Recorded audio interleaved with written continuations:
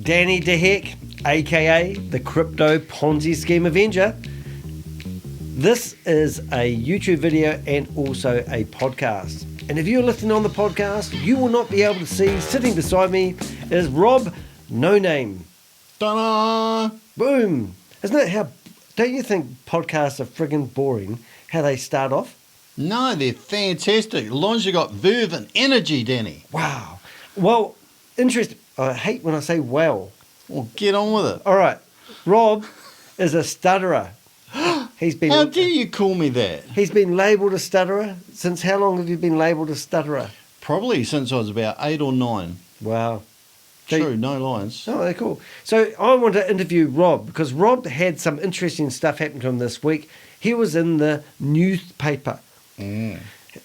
Not the New York Times, but pretty close. He was trying to take my limelight and I got a bit annoyed, so I thought I'd better get him on the podcast and see if I can steal some of it back. Now, interestingly enough, when I saw that Rob was in the newspaper, they took this photo of Rob and they had this quote saying that Rob declined to take a seat. Yeah. And then I thought, oh my God, Rob wouldn't shut up. And they told him to sit down and he declined. And then the photo they took of him made it look like he'd been a naughty boy. And the photo is in the background now. So this is Rob with his mouth open, addressing the nation and back to us. And I thought this merits asking a lot of questions about what actually happened there and how do they get that wrong. Well, the first thing was I didn't decline a seat, but it was to give an oral submission before the council. Yeah. And you've done Yeah, so not much. that kind of oral submission. No, Rob, why did you always go to that place that I can't comment back? Just saying. All right. Now, the real interesting thing that I found amazing, Rob said this was the most nervous he has ever been in his life giving a speech. Now, Rob, there's an organisation called Toastmasters, and Rob, I think that New Zealand's broken into 2 regions, and Rob was in charge of one of the regions. Yes. Yep, as Rob No Name. Don't research him. No. But he's done public speaking. The first time I actually met Rob was at a Rotary event, and he was talking about how he's a stutterer. And I'm sitting there listening to this guy, and I go, you don't stutter, mate. Now, did you stutter when you did this speech in front of the council? No. How do you do that? Well, we'll come back to that phrase about how he declined to take a seat. Yeah. Because I walked into the council chambers, that's where it was, and there's the public gallery, quite a few people in that. And what I saw up the front, where you speak from, there's a desk and there's a couple of microphones. Yep. And I just know in my history that if I walk up, sit down on a seat behind a desk and speak to people, I'm far more likely to stutter. So I asked permission. I didn't decline the seat. I asked permission to stand because I just know that historically that's worked for me.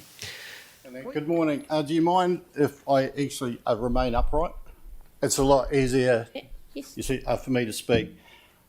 Has anybody read the report? And can you hold your hands up, please? Yeah. Now, I'm asking a stupid question, isn't it? That's a stupid question. Because if I printed out that report, which I tried to do this morning, it would have filled all that up. Right? 135 pages. For what? For one minor decision. So I'm from Hornby and previously from the Hutt Valley. There's a lot of people who live in the suburbs who really don't care what happens in the city, in Wellington or in Christchurch. But I run into a lot of people who do not come into the CBD, who do not go down Park Avenue or Rolleston Terrace. And why? And this is important. Because of this nonsense. Because there's cycle lanes, there's changes to intersections, there's all manner of things going on. There's one-way lanes, there's road cones. They do not drive into the city. And what's one of the key things that this board is trying to achieve? What you just said there was quite interesting because people don't see your disability until you open your mouth. So they assume.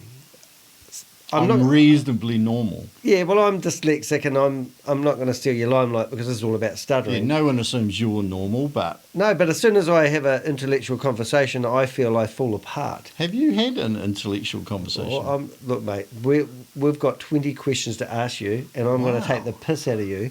Now, only I can take the piss out of Rob because I know Rob really well, and we have a wee bit of a banter. But before we did this YouTube podcast video thingy, I said to Rob, I'm going to take the piss out of you. And I said, because we have a wee banter. And then I'm thinking, Rob doesn't really give me a hard time about being dyslexic. He actually does a lot of my spelling and writing for me. So he's responsible. I would if I could. You would. I'm just not smart enough to work out how to do it. So these are the questions, 2 pages.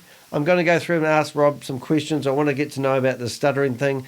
You will learn a lot by listening to this, whatever we're doing here. But what I did want to do first, I just wanted to actually flip to a wee bit away from the keyboard, to a video of you talking. Now, remember, this is stolen off Rob's YouTube channel, and this is Rob talking on his YouTube channel. Years ago. So I'm going to go through that first day video, which is one of the recordings that I've got, and I'm going to critique it. I'm going to tell you exactly what I was doing on that first day video. So you notice that Rob stuttered there? Did I? No. I hope not. Rob is going to review his very first time that he basically videoed himself trying to pronounce his words. Now, what blows me away, I'm just going to fast forward the bit here. This is Rob trying to have a conversation, which would be bloody frustrating if you're in a hurry.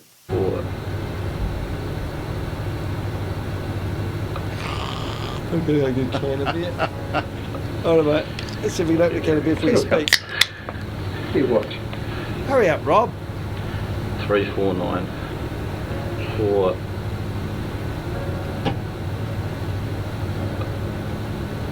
Jesus, mate, I've lost interest already. Mate, Why did you want to... enough to put you to sleep, wasn't it? Well, why do you want to become a public... Why are you a public speaker trainer?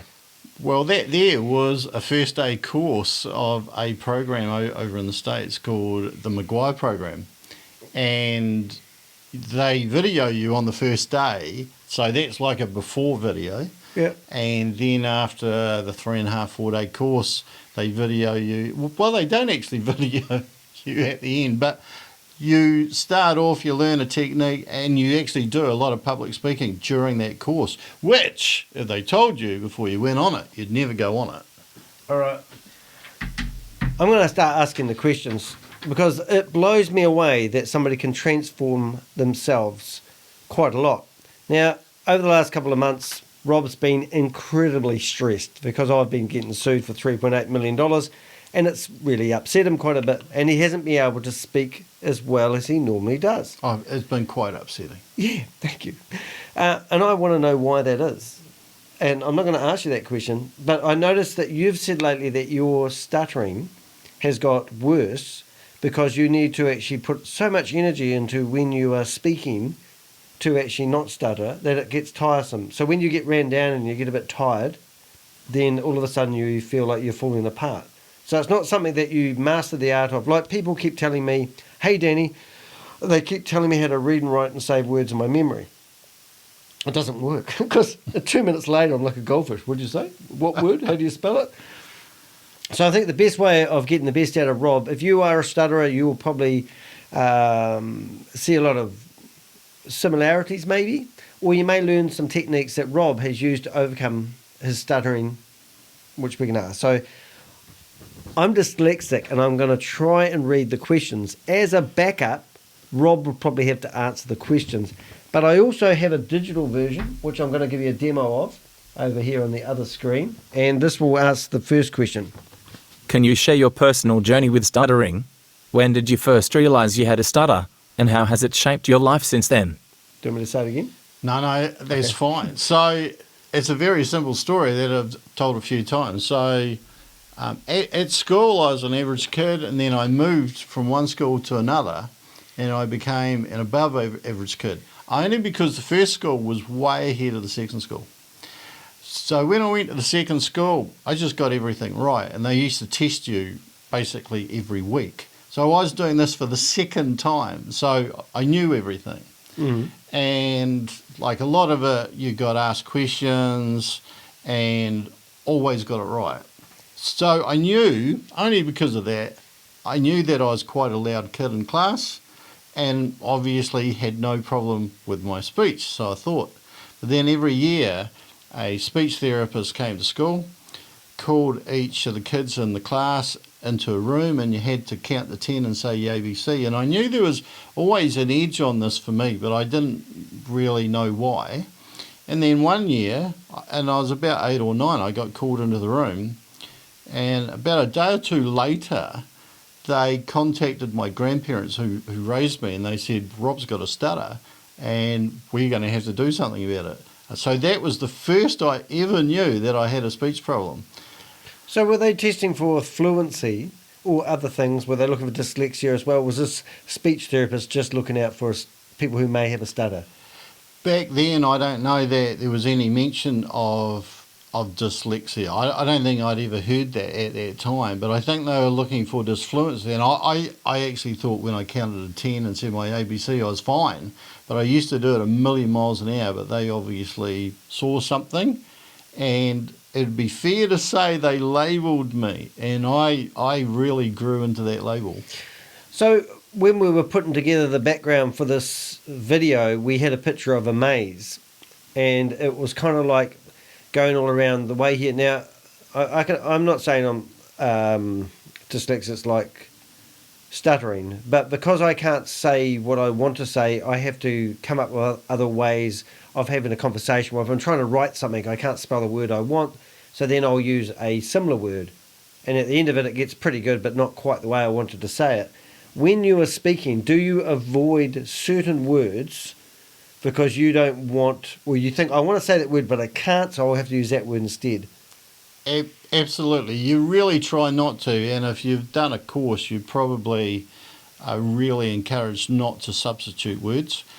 But if you're struggling or if you haven't done any therapy or whatever, you may come to a word or you may think to say a word. Let's say, and I'll just have a look at a word up there like strengths. What? And What word? Strengths. Strengths. I hopefully Strengths. I pronounced that right. Well, I don't think you did. That's why I asked you to say it again. Well, I'm thinking I've had a couple of cans of beer, mate. But my hearing still, it's my speech that goes out when my ears are always good when I drink, not my speech. So if I thought that I wanted to say, like that sentence says, are there any positive aspects or strengths? If I thought to say strengths and I was coming to that, I have to find a substitute word. What question did you read? That one, about the 8th one down, the second to last one on What happens when I get to that point? Well, we won't worry about that. But I would try to find You just stole my questions. I would try to find an alternative word for strengths, Right. which I have to say would be bloody hard. I can't actually think of an alternative word for strengths, which means that one word strengths might become things that you're good at or whatever. Yeah, just talking about things I'm good at. YouTube video did one on dyslexia. Only a couple hundred people looked at the video. So Rob said, well, when we do one on stuttering, that we'll have a competition. So do not like and subscribe to this video. We don't want your subscription, and definitely do not hit the thumbs up, and definitely do not put a comment. And don't share it. I've forgotten where we were, so let's go into the second question. What are some common misconceptions or stereotypes about stuttering that you would like to debunk? What do you think? Well, I think... Yeah, some people ask me questions sometimes, and I go, why did you ask me that question? I hate it. I love it. Do you love this question? It's a very difficult question. So, mate, do you want me to read it again? No. Well, the only thing that pops to mind is that a lot of people think that you're stuttering because you're nervous, but actually that's not always the case. You're never nervous. You're stuttering because you know you're very likely to stutter. So you're not necessarily... It's not necessarily the nerves that cause the stutter. It's just that your speech mechanism causes the stutter, and that creates some kind of anxiety later. So it's, which came first, the chicken or the egg? But basically... I'm a vegan. I can be nervous and talk okay, and I can be nervous and talk badly. when we did this 3-hour interview before we did this video, because this is all staged, you talked about, I've forgotten the question. That's just ridiculous. I might be getting Parkinson's. Totally forgotten the question. Well, that's exciting. Yeah, mind. Shall we move on to the next one? I'll think of it halfway through the next You'll question. come back to it. All right, let's go. I want to know the answer. How has stuttering impacted your communication and interactions with others? Are there any specific situations or experiences that stand out to you? I know what it was. When you were in a conversation with other people, you said you don't know who's the stutterer in the room because they don't speak. So you asked me if I ever knew anyone else that stuttered. And I said no. And they said because they probably won't speak. So does that mean that stutterers may be reclusives? Well, there are two types of stutterers. There's the ones who just openly stutter, so they openly have a repetition, and then there's the ones that are trying to hide it. And the open ones are called overt, and the closed ones are called covert. I'm a covert stutterer, so I try like hell to not stutter. And I'll substitute words, I'll avoid speaking situations, I'll say, yeah, I'll just do anything that I have to do, depending on how I'm feeling, of course. But if I'm in the situation where you're kind of like the passenger and the stutter's driving you, Yep. then you just go wherever that feeling takes you. So in terms of how has it impacted my communications, right? So one thing is, person who stutters is very unlikely to ask questions. And people get really surprised by this. But when you're asking a question, you're kind of passive. And when a person who stutters gets passive, they're more likely to stutter. And so, since at least half of people who stutter are covert, you want to avoid a stutter, so you avoid asking a question, which does mean that if you get in a conversation, you're more likely to talk about yourself. Yeah, which kind of isn't necessarily perceived that great. Yeah, I don't know if that's question 3, but do you find talking tiresome?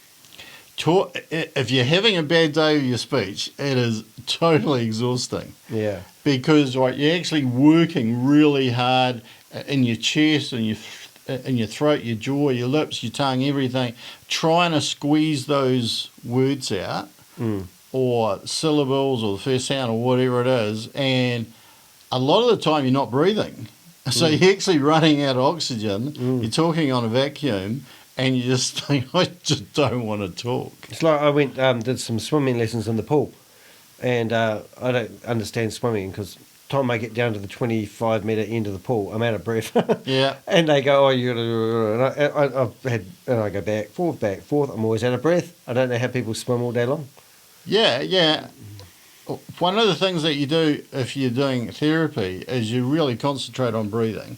And so you want to get into a rhythm and you really want to almost exaggerate your breath so that exaggerated technique, if you've done a course, usually sounds something like this, where you're slowing down, having a pause after the words, big inhale and talk off the top of the breath. We're going to talk about some of those techniques because I've heard you talk quite a few times about.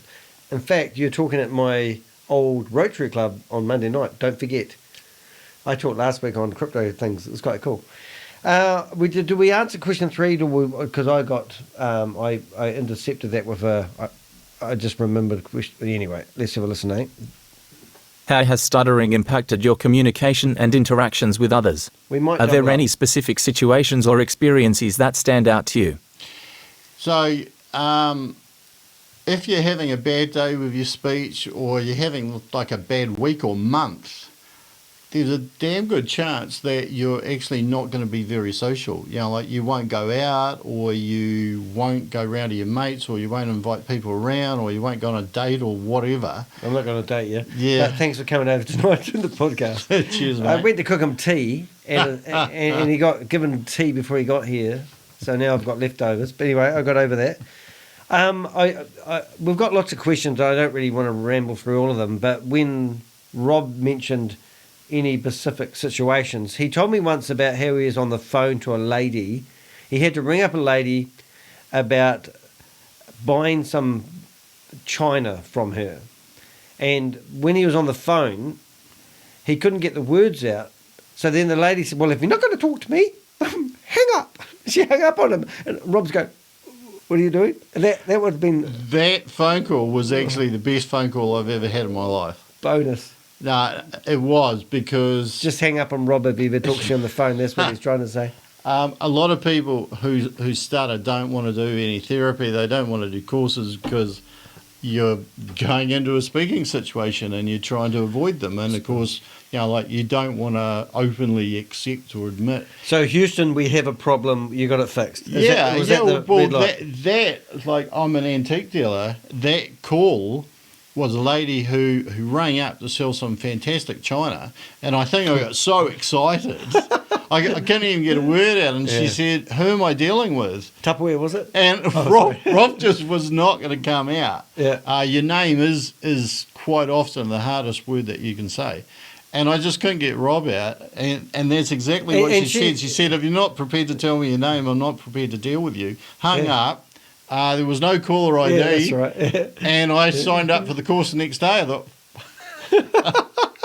Oh, that's not funny. That's not funny, Danny. That's not funny. Okay. Can you describe some strategies or techniques you have developed to manage your stutter and enhance your communication skills? All right, we're not going to go on for 2 hours, mate, but I want you to basically give us a couple of... Because some people don't get help. Like a lot of people I meet who are painters and decorators, no offence to any painters and decorators, have just gone into getting that type of job where they do labour. Because I thought I was going to be a labourer for the rest of my life, and we just don't, no one ever knows it. And I listen to these guys, and I'm talking to them, and I go, you've got problems with reading and writing. Mm. So, what was the question? Has it impacted you? Can you describe some strategies or techniques you have developed to manage your stutter and enhance your communication skills? I think. Is that right? Yeah. Why did I start thinking it was something to do with a job? Communication well, skills. I think it's like the strategies and techniques, right? So a lot of people have got something. Yeah. Like you've got dyslexia, I've got a stutter. I worked with a person who actually couldn't write. Yep. And I mean, like, couldn't write at all. So he couldn't even write down letters, and he'd copied the shapes of what had been written on the previous invoice to the next invoice and the next one, next one, next one. And 10 invoices later, it was a copy of a copy of a copy of a copy of a copy. And it looked like Egyptian hieroglyphs. Like, you couldn't read it at all. It made no sense, and when you went back, you could see what he had done. I think my point is that people have actually you have done something about your stuttering, but you may meet people in real life who have got on with life but never done anything about it. Yeah, look. Can you spot them? I think if I had my life again, and if I were to give advice to anybody that was watching this who had a stutter, don't let the stutter get in the way of what you want to do. Like, if you want to go to university, if you want to pursue a particular career, just go and do it. Because I'm what happens when you don't. Like, I don't want to be an antique dealer. I'm an antique dealer. You've said that for years, Rob. Yeah, I didn't want to be a horse trainer before that, but I was a horse trainer. And one of the things I used to say is, horses don't care if I stutter. No. I've got to ask you a funny question. Because I've got 5 funny questions. Have you ever found yourself in a tongue twister? Right. Have you ever found yourself in a tongue twister competition, and how did that go? Peter Pike and Pick.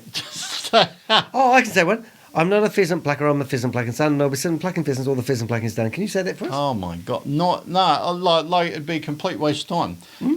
But I will tell you a story. About peasants? No. When I did my degree about 10, 12 years ago. Give me a turnip. I had to go on a contact course. It was at Massey University, North Island, and we had warm-up exercises. It was professional business presentations, and they had tongue twisters to warm us up. And I actually learnt something about myself and subsequently about other people who stutter, is that we can't actually move from one sound or shape to the next one as fast as a fluent speaker. So even though I wasn't stuttering, we started off really slow and we got faster and faster and faster. And I stopped here. I literally couldn't say it any faster than this. The second slowest person in the class was like twice as fast as me. And when I went back and had an exercise in our support group with people who stutter, everybody who stutters had problems with a tongue twister. Not because they were stuttering, it's just that they couldn't actually move from one sound to the next that quick. Guy came into the shop where I work 2 days a week, and he was blind. And he had just been next door having a massage with no happy ending, in case you were going to say that. I knew that. And then he goes to the taxi, and because he got the wrong type of taxi, he wasn't going to get a 50% discount. So he walks back into the shop, thinking he'll go back into the shop where his safe haven was, but walked into our shop, which is next door to the shop he'd just come out of. Quite funny. And he's standing there and he goes, and then I realised he's blind. And I said to this guy, I said, how long have you been blind for? And he said, well, totally blind for the last 2 years, but he could see shadows. And I said, how did you adapt your life to being blind? Like, I said, and out of the senses that you have, smell, touch, feelings, which one would you not? He said, I'd rather be deaf and with sight. Everything's sight's really bad. And it was, I'm just sort of thinking, I know that's sort of a bit off the cuff, but I mean, if you, do you regret that you're a stutterer? Oh, me, personally. Was there somebody else in the room, Rob? Mate, absolutely. I've met people who said that stuttering was the greatest gift that they've ever had. Yeah. Because they've been on courses and they've met other people and they just think that other people who stutter, meeting someone who's got the same affliction or whatever it is that you want to call it, is fantastic. And a lot of those courses were fantastic. They were liberating. But my God, if I really hated someone's guts, I would not wish a stutter on them in a million years. Yeah. Yeah, like it just pops up at the time that you least want it to be there. And I kind of think it's almost like a punishment of God, because had I not stuttered, I'd probably be talking too much. Well, okay. Do you think you'd be a public speaker if you didn't stutter? Oh, absolutely. I don't know if you would. Well, you don't know, do you? You don't know. But I do like to express my opinions, and maybe, who knows? Maybe when I was a kid, I expressed opinions, got told off, and maybe that helped to create the stutter. Who knows? Okay. An accessible city. Now, what does that actually mean? It doesn't mean that when you're in the city you can get round and access everything.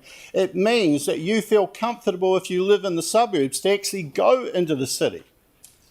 I'm an antique dealer. I run into a lot of elderly people who will not drive in the city. They refuse to drive into the city. When I had a shop in town, they wouldn't come in and bring their items in. They said, there's no way I'm driving into that city. There are people that I know in Hornby who aren't elderly people, who will not drive in the city because of just this nonsense. How does it take 135 pages to provide the information to make such a simple choice? Seriously, does anybody ask that? Now, I know that you asked that other person whether he'd read that report. How many of you have read 135 pages of that report? How many reports are there going to be for every single decision that you guys have to make? This isn't even an important one. So I read the report last night. I slept damn well after it. I slept damn well. I wanted to take some notes, but there were so many. But I'll tell you a few things. One thing is that out of all the submissions that were made, out of all the comments and surveys that were made, do you know there was only one thing that was quoted that I saw, and you know what it is because you read the report? What was the one thing that was quoted? Yeah, well, you should know because it's only the one thing. It was from staff who put in a comment about staff being criticised. That was the only thing. It had nothing to do with what anybody had said about cycle lanes or flow of traffic or that percentage, 1.6%. Yes, I did pick that up. Who knows? Okay, so living with dyslexia is, they often say, living with dyslexia is a gift. Do they say things about stuttering like that? Like, is there any slogans out there you think, oh my God, really? Yeah, I've heard, as I say, I've never heard a person who stutters, who hasn't taken therapy, ever say that. And I've never heard anybody who is a fluent speaker ever say that. But I have heard some people who stutter, who do say that. And I think the only reason is because there's some courses that you go on that are really inspirational. And maybe if you hadn't stuttered, you would never have got that high from the buzz that you can get through the energy on those courses. Yeah. You're quite educated. You've got a degree under you? Well, a degree of knowledge? Yes. Yep. I've got nothing. I'll just say I've got a degree in business studies, and I'm just saying that because I usually stutter when I say that, so I thought I'd get that out. Just in case you ask me later. Okay then, well I've got another question. Me. No, but you actually had rehearsed something that you could say clearly when you normally couldn't. So what point did you actually think, I've got that in my head, I'm all ready to get that out, I can say that clearly without stuttering, I'll do it now before I can't? Yeah, so if you're following a course properly, you shouldn't do that. You should just think, well, if that comes up, I'll go into my technique and I'll say it because I can say it. But because I haven't been practicing my technique too much, I take it when it's there. Best YouTube video I ever watched was this guy, Cameron his name was, and if you message me or leave a comment, I'll find the video and poke it out there. He said the problem with his parents was they paid for lessons for him to teach him things that he sucked at, rather than finding things he was good at and getting lessons at that. Now, I'll give you a stupid example I often use people when I'm talking about dyslexia. A child may play video games. Because we don't understand that that child may actually turn that into a business, we boohoo the kid because he spends all day long playing video games. But all of a sudden he plays an arcade game in a competition and wins $500,000, and all of a sudden he's like, whoa, he's very intelligent. What was the thing? I was sort of saying that, what things do, like if you wanted to learn something, like what would you, like, okay, so what lessons do you wish that you got that helped you with other things rather than spending your time on overcoming that? I didn't want to overcome my obstacle on dyslexia. I've given up. I don't want to learn how to read and write. I'll use technology. What things could you rather spend your time on doing that would help your life rather than worrying about your stuttering? Or do you always have to go back and everyone's always trying to teach me how not to be a dyslexic, and I'm going, I give up. I don't need it anymore. Yeah, it's a real tricky one. That was a real horrible question, by the way. No. So when we've done courses, a lot of people will come on a course, get anywhere from an average result on it to a really good result, and never come back. No. So they go back to their cave? I don't know where they went back to. I don't know. Did you follow them home? I didn't follow them home. Didn't you like them? It's not like you. No, I don't know, because a lot of them avoid you afterwards. You know, like if you're ringing up to ask them how they're going, you know, like they don't return calls, they don't answer the phone. So you assume that they're still struggling and they don't come back, even though to come back on subsequent courses is a lot cheaper. So what's going on there? So maybe they were embarrassed because they didn't put the work in, or they didn't get the result, or they found it too hard, or whatever. Embarrassment, man. You've just mentioned a really interesting thing. Like, why, like, I'm going to say, does anyone ever die of embarrassment? I I don't know, but I tell you what, the other day when I was talking, my legs were shaking so much. That's amazing. I did feel I was going to fall over at one stage. So I thought, wow, this could be really embarrassing. So I've known Rob for, I don't know, I'd probably go 10 years. And the first 2 or 3 years that I met Rob was through Toastmasters. And every time Rob did a speech, I'd sit there in awe thinking, this guy really knows how to, use his voice as an instrument, for use of better words.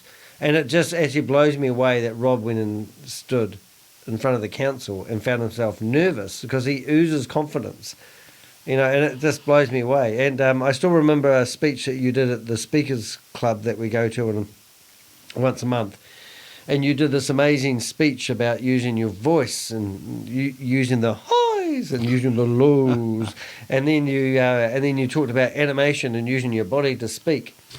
Which brings me to the question I'm coming up with is, because you can't always get the words out, do you compensate and talk with other ways using your body? Like, I know you gesture a lot. You use your body, you talk, you move, use the stage. Yes, so it had nothing to do with anything except the staff are feeling sorry for themselves because they get criticised. No, we need to rein it in, please. So I'm keeping this general. But when I read that report,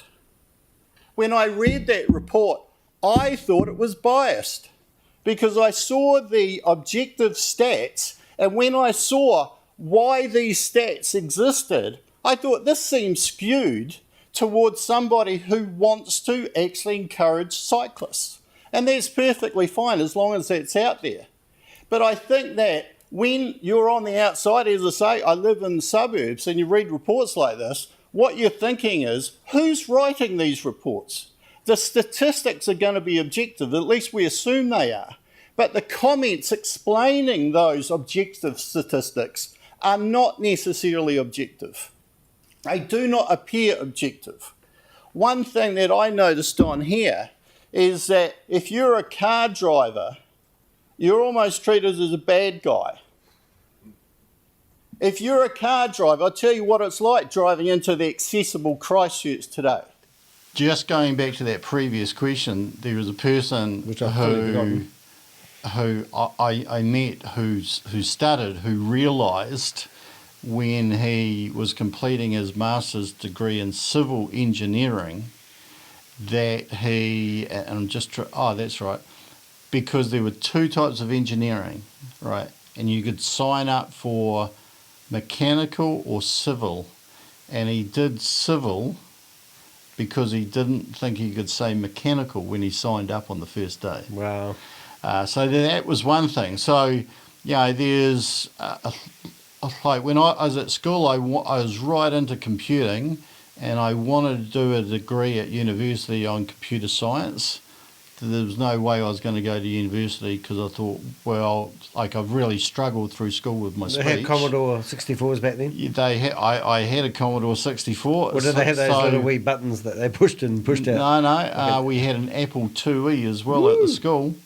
But, yeah, because of my stutter, I didn't go to university straight after I left high school. But coming back to that question there... what was that question that you just asked? It's that top one up there. Can you describe some strategies? Yeah, so the main strategy that we get taught is if you think of a speaking situation, you go in it. You do not avoid. And that's because it's black and white. You've either done it or you haven't done it. And so you need to, and you really do, because otherwise you're a passenger to the stutter for your whole life, literally. So if you think of a speaking situation, you go in it. The win is going in it and having a go. All right. It's not whether you say it fluently or anything like that. It's not whether you stutter or don't stutter. The thing is, you communicated. So anytime you think to communicate, go and communicate it. And if it comes out with heaps of repetitions or blocks, it doesn't matter, because actually most people don't give a shit. But you do. Yeah, but that's similar to myself. I think I've just grown up to have thick skin. And then, like, I don't actually give you a hard time because I actually really empathise with the fact that you do. stutter. Okay, then. Well, it's true that you bastard. I'm just going to get into the next question. Stuff. You want this interview to be over with as soon as possible. Hope you're enjoying the podcast. I'm not. Whoop. Hold it. What the fuck? Oops, excuse my French. Here we go. All right, keep laughing. I'm going to drink beer. Here we go. There's no question. What are some of the emotional or physical aspects associated with stuttering? Doing quite well here. How do you cope with the potential frustration, anxiety, and self-consciousness that may arise? Okay, the emotional aspects of stuttering can be quite severe. It's very easy to get down on yourself, to have I'm thinking low recluse. self-esteem. Recluse? Yeah, like it's very easy to do that. I've met a lot of people. Well, I haven't met a lot of people. I've met some people who embraced acceptance, and that is, I am who I am, and I speak how I speak. And how they stutter is completely different to how I would stutter. Like when I stutter, I think my... Can you give us a demo? You can't stutter on purpose. Because you've been talking for the last, whatever it is. We've been talking for 30... Stutter on purpose. We've been talking for 37 minutes, and I think I've made more blunders with speech than you have. Yeah, but if you see a little quivering of that lip, that's the start of a stutter. Okay. Yeah. So that's the start of a stutter. But the problem is... Oh, you nearly hit my name. Yeah. I'm watching now. It's how... Yeah, if I go down in the chest, you won't see anything. So if I drop down here... Do you want me to imitate a stutter? De heck. You de heck. Is that the one? Sorry, carry on, Rob. No one's listening to you, mate.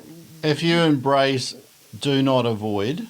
Embrace what? And you take every speaking situation, policeman told you just not go to do into that. it, then I think that goes a long way to overcome any emotional or psychological So you're like aspects, a bull ready to generally. go. As soon as there's a conversation, you go straight for it. Well, if you thought to say something, Yeah. you say it.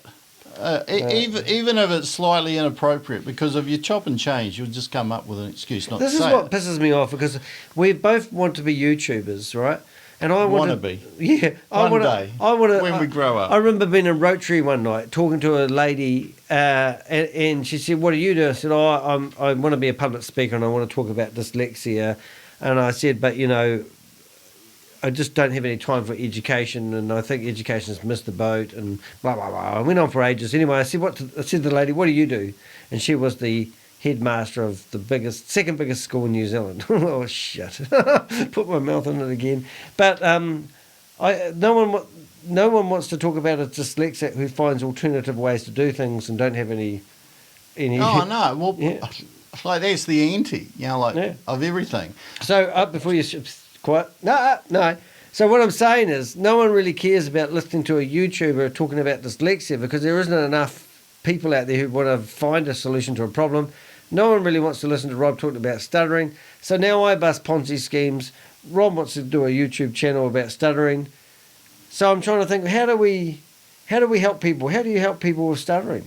Are stutterers looking for your information, sir? Yeah, well, as I say, like a lot of people who stutter don't think there's a cure, so that's a problem. Yep.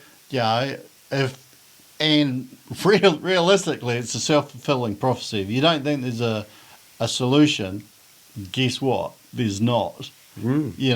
Because if you do any course, and it won't really matter what it is, because I've seen people do various types of courses where the techniques are completely different and they all got good results, but they believed in it. And that's one of the things, they believe. And just before you go on, there was one question You know me up well. here about self-consciousness. I hope I don't lose my thought. That if a child develops disfluency, which they can when they're developing speech at about 2 or 3, I think it is, it doesn't really matter. It's not a problem until they get to about 7. And when they're 7, they do become self-aware. And if they notice that they are different, if they're speaking differently, that stutter is probably embedded at that time. And they start reclusing. Reclusing? Well, no, not necessarily. Some will. Depends on their personality type. Yeah. Some will. Some will just press on. I got massive respect for people who have a stutter and just become like the CEO of a company. There was a guy, Jim Quinn, who I saw on TV when I was running my courses, who was the CEO of Kiwi Rail, who was being interviewed on the TV news, stuttering, pushing through blocks, and I thought, oh my, wow, like, good on you. I'd never seen that before. I want to ask you about blocks. I did have two thoughts that went in my head and I've lost them, thank goodness, but I don't know where they go. I don't know why that doesn't... one of the ones I did want to do, I had a problem with an insurance company a wee while ago, and I asked Rob to have a look at the email, and he wrote me an amazing reply, and I sit here and think, I wish I could articulate myself in words. Now, Rob's got some amazing abilities from my perspective, because when Rob's behind a computer and typing, he expresses himself just amazingly, and you're good with words. You're just not good at saying them sometimes. Thank you. Yeah. Yeah, I can write it. Yeah, I know, just but don't ask me to say for it. me, I sit here and think, wow, Rob. So I think we all focus on our, like, I see your strengths. I love where you're going with this. Where's that? I've forgotten already. Yeah, like, My memory's gone. because we could do 99 things fantastic. Yeah, It's that one thing that we suck at, yeah. right? That just becomes this glowing beacon that we focus on all the time. My biggest fear is reading the next question and getting the spelling right and bluffing my way through it. And most people out there won't give a shit. Yeah. Well, they might if I take a long time. I'm going to ask another question. Let's go for another question. Have you encountered any particular challenges or barriers in your personal or professional life due to your stutter? How have you navigated those challenges? Hey, what's it like for dating? Like, isn't it an advantage? Like, I don't I found know, dating but I might quite have hard. to find out soon. I found dating quite hard, but then I got a puppy. It was brilliant. I love you, puppy. They're already patting my dog. I'm an antique dealer, That pixel. and I know that for the first few years that I was dealing in antiques, the most anxious I got was telling the people how much I was happy to pay, because I was scared that I might upset them and not get the items that I wanted. And I thought that if I stuttered, I'd appear nervous, or that I was lying about how much it was worth. And when you were just saying what you were saying, I was thinking that authenticity. Is he doing this for emotional appeal? Yeah, because you think, like how do people perceive a person who stutters? They perceive a person who stutters as uncertain, not telling the truth, being inauthentic. Like it's never a positive thing. You go, gee, he stutters, or he's got dyslexia. Gee, he must be trustworthy. Like that's not what you think at all. I can imagine, like, if somebody had maybe you've bought an antique off them, and then they've gone and listened to you public speak that evening or something, they'd be sitting there going, that guy doesn't have a stutter. One of the things on my first day video... I'm trying to pronounce this word stutterer. And I try not to focus on any of the words in particular, because if I start focusing on the syllables, I'm more likely to stutter. Yeah. But one thing on my first day video where I did stutter, the thing that I was actually most scared of is that I'd be fluent. Because before I went up there for that course, that was in 2007, You mean you're going to I be was actually speaking really well for like a couple of months. You mean imposter Yeah, and I syndrome? thought, oh my God, they'll think that I've snuck in the back door and I'm not one of them. Like that's, and I thought that'd be terrible. But This is a better screen. We can see ourselves while we're talking. I'm also occasionally a professional speaker. I get paid for speaking, and people say, what's the biggest challenge to being a professional speaker? And I say, for me, it's getting past the receptionist and saying my name. Wow. Because once I'm in the room, I'm fine. But actually going in there, and like they ask you, who are you? Or you have to go in and say, can I head to the boardroom or wherever it is that you're speaking? Yeah. that's actually a challenge because that's a one-on-one conversation, whereas if I'm standing up speaking to many, no problem. You come in and you struggle to find a part. If you do find one, you've got to pay a lot of money for it, right? You've got to drive at 30k. And one of the things is safety about all this. If you had 30k inside all of those four avenues, I think you wouldn't need cycle lanes. I cycle as well.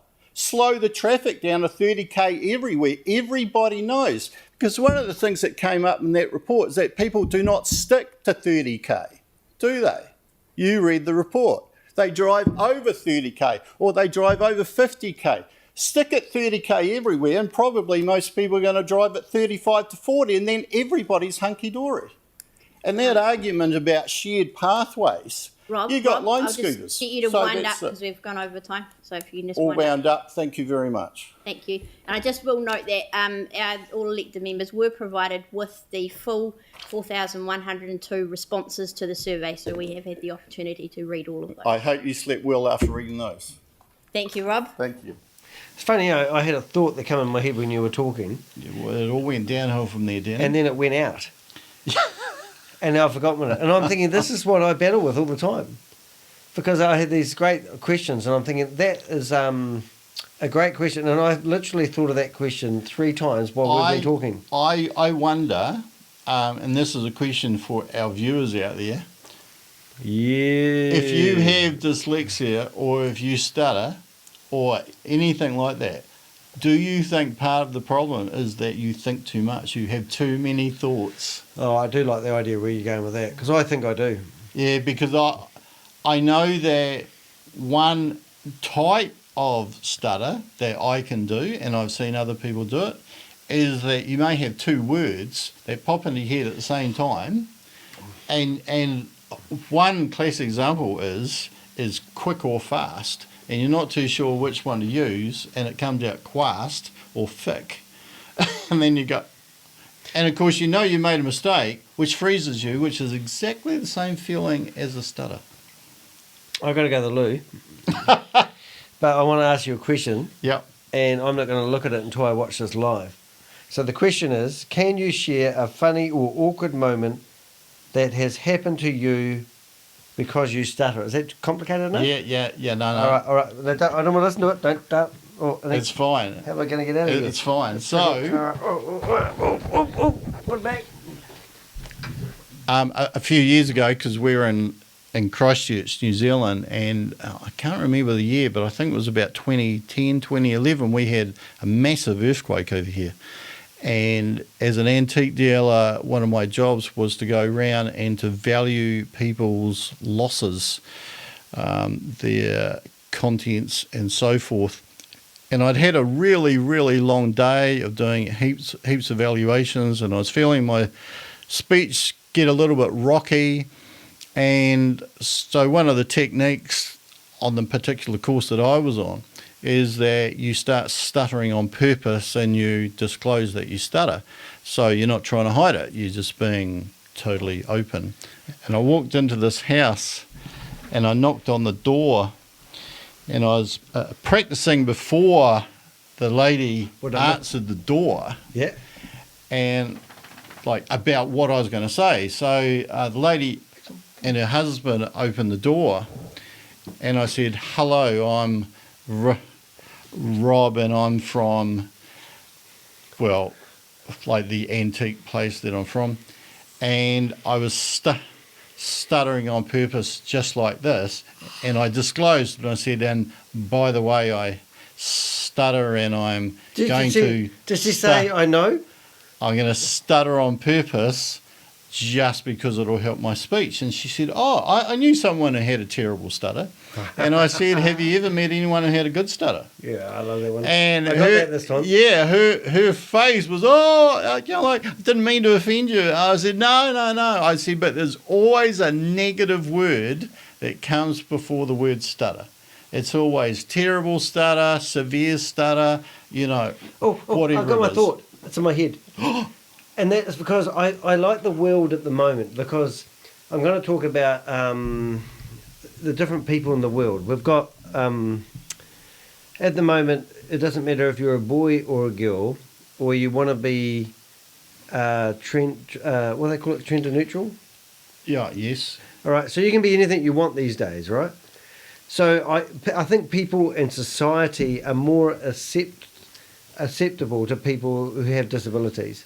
I don't think I don't even like saying my partner's son is on the spectrum, and I hate saying that because he's not on the spectrum in my eyes. He's just a young fella. It's his 18th birthday tomorrow, and he's an awesome kid. He's doing some amazing stuff, and he's got strengths that I don't have, and he sees the world differently than me.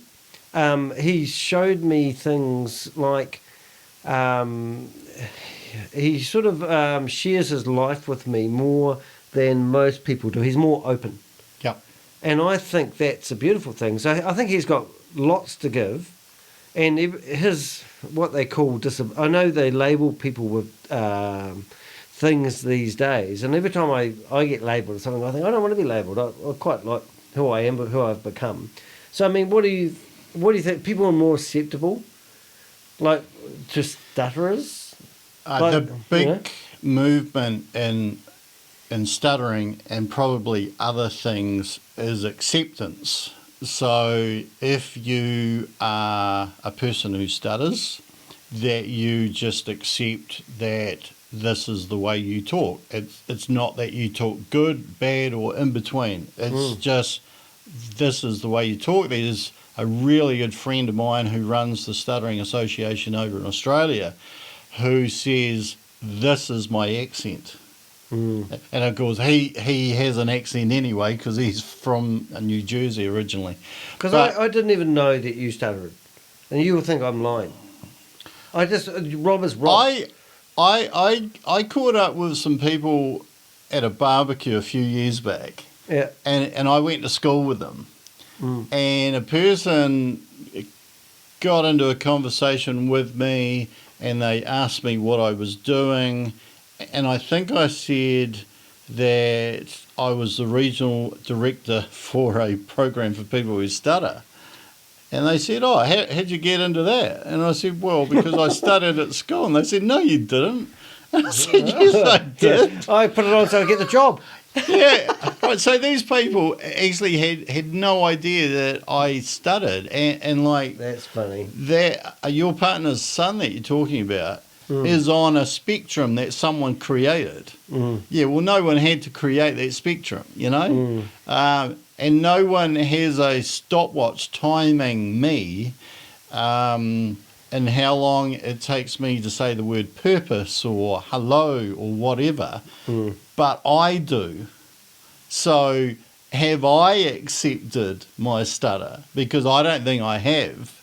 And I used to see that as a strength, and I probably still do in a way, because I still think I am going to become fluent. I'm going to become in total control of this one day.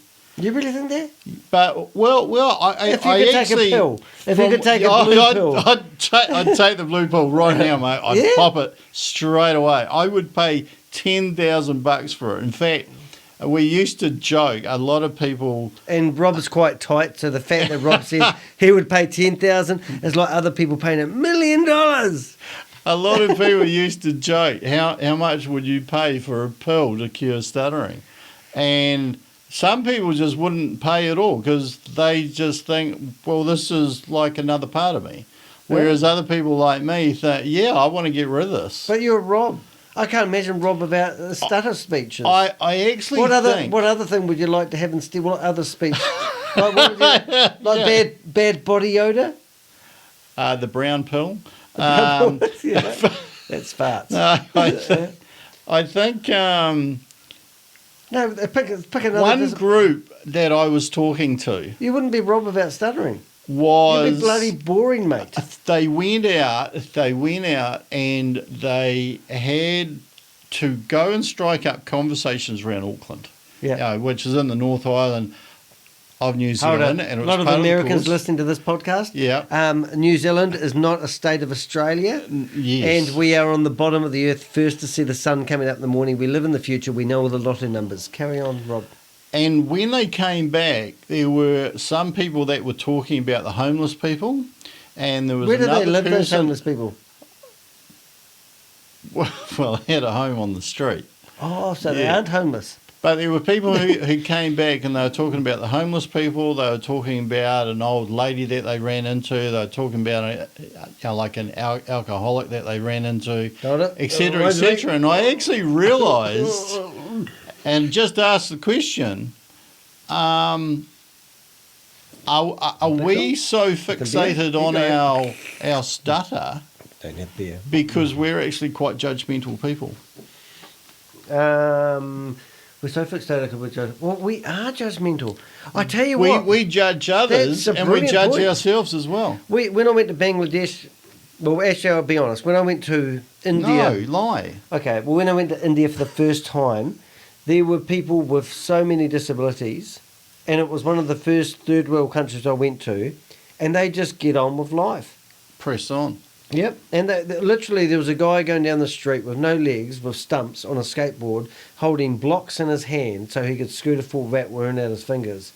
And he was smiling. Does what needs to be done to get along. Yep, and then there was another guy in another street corner who had, I'm not kidding, I'm pretty sure he had one arm, and he was smoking. And I thought the last thing I'd be doing with one arm is having a fag. And I didn't want to look to see if it was a rollie. 'Cause I didn't want to ask that question. But he could do more with his one arm than we can with two legs and another arm. And that teaches you everything, mate. A lot of it comes down to it's not what you've got, but how you deal with it. Yeah, and I think our expectations in life and the universe and perfection. I mean, some of the most intelligent, not you, Rob, but some of the most intelligent people who are well educated, who live the la-la lives, I think they're missing out in life. I mean, I've travelled 35 countries and I absolutely love travelling. I don't even know how I've managed to afford to do that in my life. So I'm not waiting for my life to, I've just gone out there and done shit. You could say that a lot of us have a look at other people and we go, like, I wish I looked like them. I wish I had the money of them. I wish I had the personality or charisma of them or the intelligence of them or whatever. And then I wish I had your looks, them, Rob. Oh, gosh. And that wish I had your glasses. That But pixel? Look at that baby. when you meet them, Sorry, it's your moment, you this actually podcast. find that those people Watch the mic. have their own insecurities as well. Yeah, they do. And it's just, and it's not how you, oh no, I'm going to think of that saying. It's not how you, it's how you deal, it's not how you do, it's how you deal with something, it's a saying. It's not, everybody's got something, but what meaning you give to it is your choice. I'm thinking of an old saying actually, and it's not, people may say things about you, but live so no one believes. I quite like that saying, but it's not really relevant, but I thought I'd throw that in there. Question. I'm going to try reading the question from Dyslexic. What are some misconceptions or misunderstandings that people without a stutterer might have about communicating with someone who stutters? How can others be more supportive and inclusive? I love ChatGPT. The biggest question that used to come up from people that are fluent is if you meet a person who stutters, who is blocking, by the way, is when your throat kind of closes off and you can't get anything out. Is that like any resuscitation? And Oh, mate, it can feel like you're choking sometimes. pound on your chest and break your ribs. Yeah. I'm there, mate. I'd love to do that to you. The number one question is, should I finish their sentence?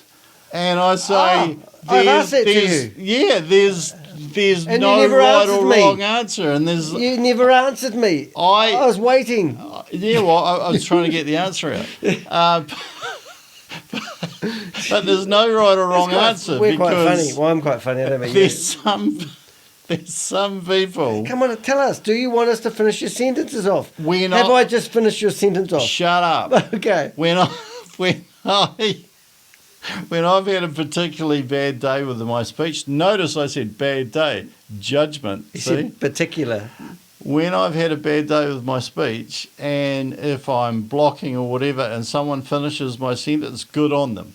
But if I'm actually following my course, I have to go back, drop the breath, inhale on the next breath, and say it anyway, because I always have to finish what I intended to say. But then there's other people who actually get their nose out of joint if someone does that. So Because you are quite confrontational. no, I will. You fucking are. Actually, Ooh. I'm not. You are.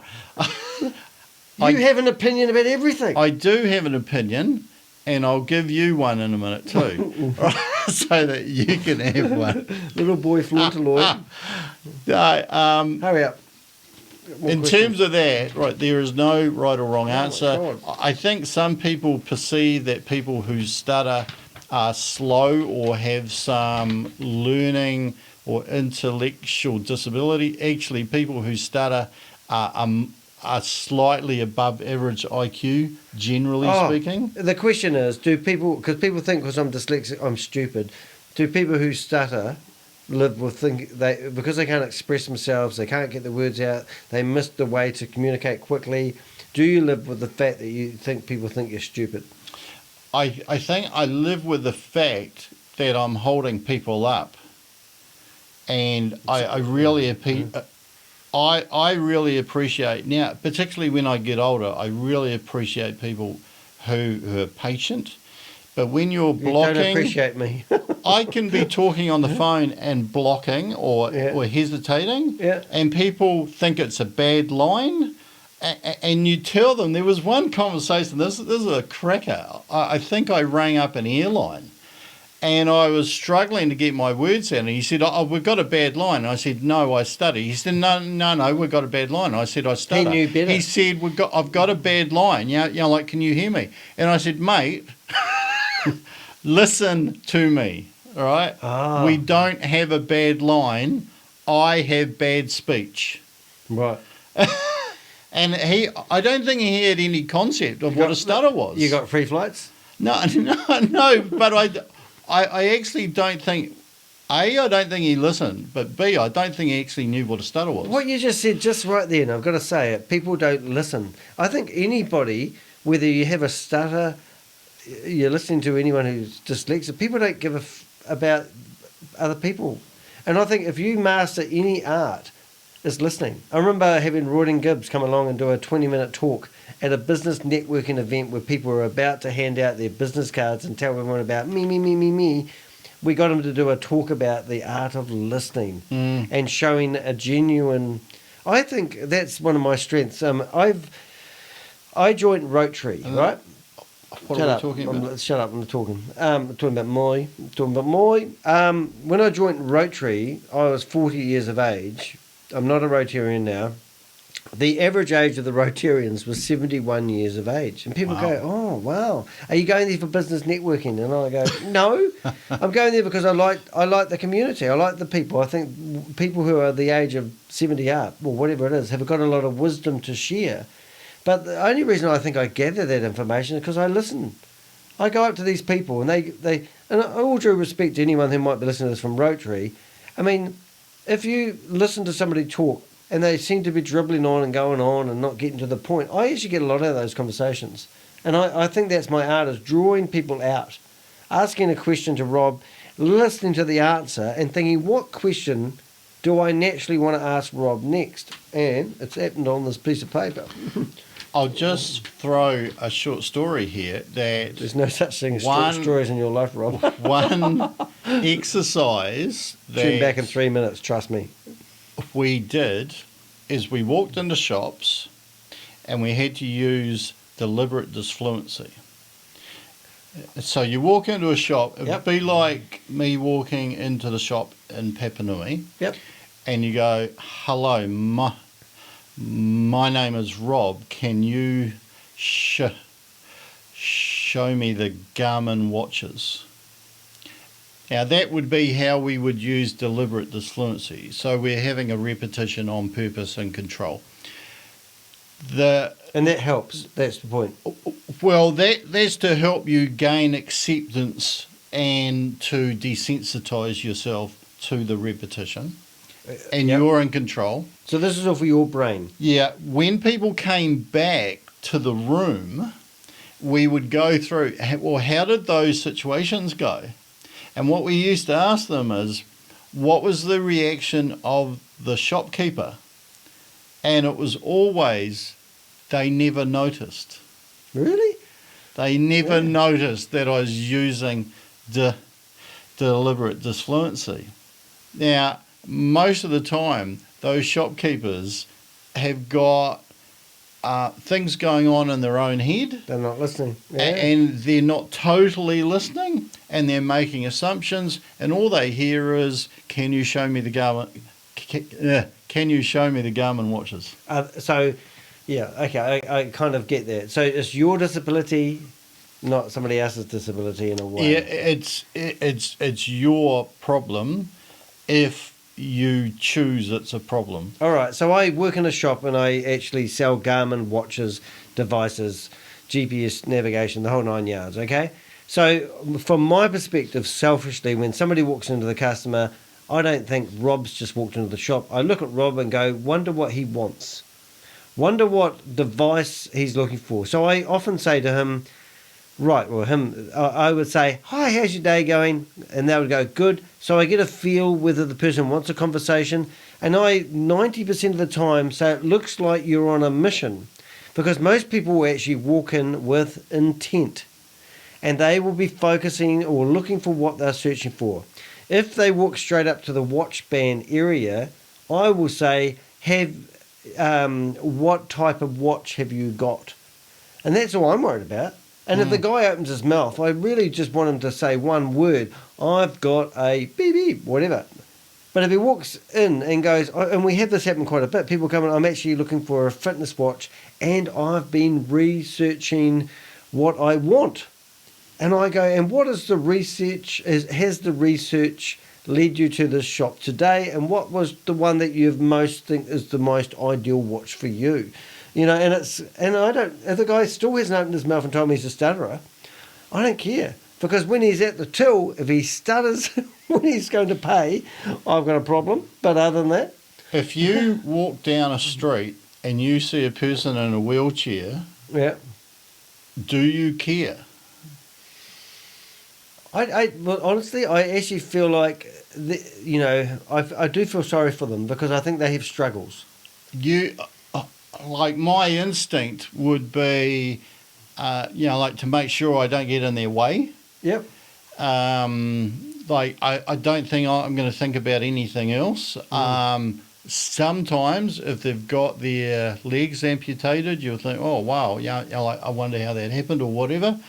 You don't think any less of them or anything. You just acknowledge it. Like you see it. I think that's true. I think that's true because I like to think I'm pretty out there and I'll go out and talk to anybody and ask them how they... Like the blind guy that walked into the shop. No, I don't think many people would actually say, how long have you been blind for? And a lot of people avoid... the elephant in the room in a way, don't they? And then I talked about a lady we knew at the Blind Foundation. I said, do you know our friend Banana? I'll say Banana. And he goes, name rings a bell, but no, I don't. I said, she was a real hard case.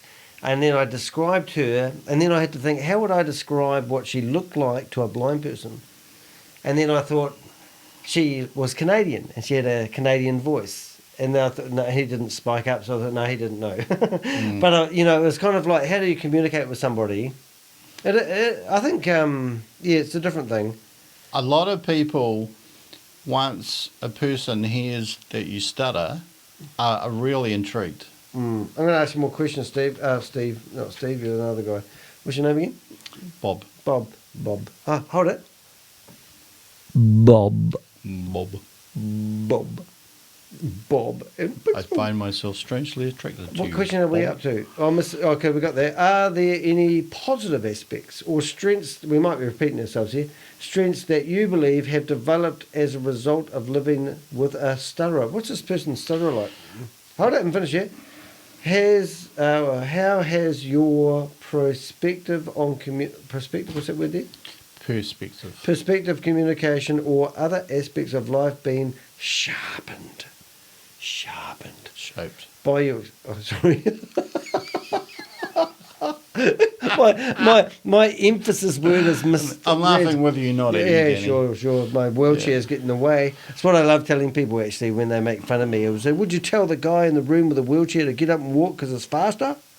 Anyway, so that question, have we talked about that? Okay, so some people, as I alluded to before, think there's many positive aspects to stuttering, but actually I don't think there are. Yeah. But I can't think of any. not the stutter And I'm itself. trying to be kind, and I know he's a mate, but I'm trying to think. I can't think of any reason why anyone want to stutter. like you're just communicating like everybody else, but slower. I'm more empathetic to you Yeah, because sometimes I do feel like saying, yeah. "Come on, Rob, hurry up." Oh, but mate, and I do too. You know, like bloody hell, spit it out. You know? Yeah, I'm on the phone with you some mornings, and I go, "Rob, I'm really busy. Come on, speak faster." Hey, there's another thing that we haven't mentioned. People these days, everything's fast. When we go to McDonald's, People want to be efficient. yes. I do think that one of the flow-on aspects from having a stutter, not having a stutter, but going to find a solution for the stutter, is that I did meet a lot of fascinating people, and I did get influenced by a lot of amazing techniques on how to change behaviour. You're out of control there, right? I think What there have behaviour? been, generally. So, for example, first off, you go and do what you want to do regardless. You're more All right. ballsy.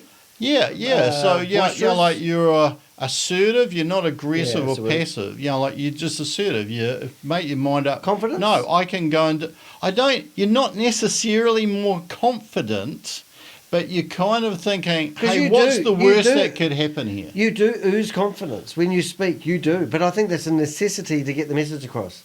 Yeah. I think when I'm public speaking, nearly started I'm then. pretty. Yeah, I did. And Are you and nervous? you try to drop Am it. I making you No. nervous? Well, this Are is you a classic example. Are you lost isn't for it? words? Do you not know what to say? This is a classic. How many words have you got queued up in your brain that you want to say right now? Despite the situation. Is there 30 words queued up and you don't know how to get them No. out first? This is a classic example of that was pretty much a stutter, and there's no nervousness. So, Are you acting really relaxed at the moment? well, it just shows that What is your it's name? not necessarily What is your name? But what I was going to say is Name. One, that 2, some of the techniques, good grief, 3. some of the techniques that you learn to overcome a Pencil. stutter are great for your life. So they are things like being assertive, being in control of you, being in control of your thoughts, Empathetic? recognizing that you can make a mistake and it's not the end, it's just a mistake.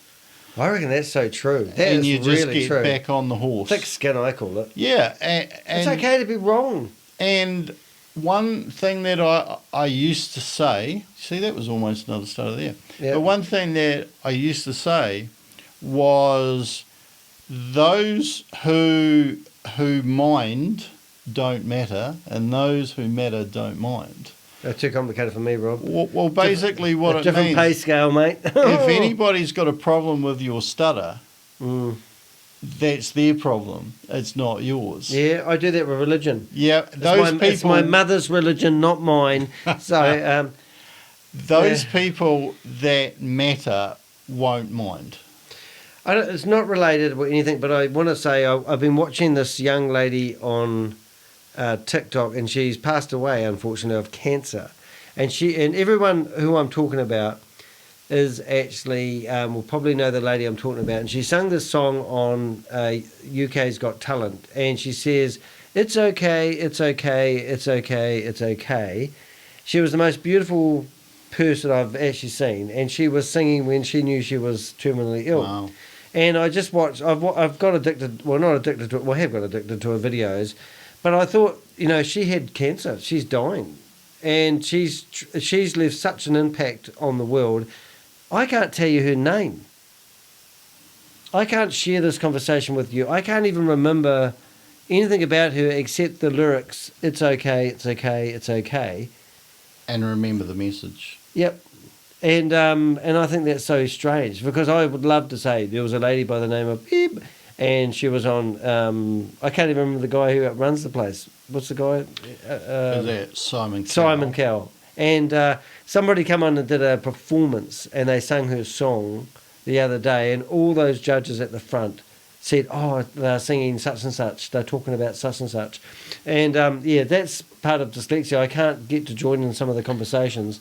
One point that came up when I was hearing that is that if you had an opportunity to swap your life as a person who stutters or as a person with dyslexia, who would you swap it with? The best dyslexic.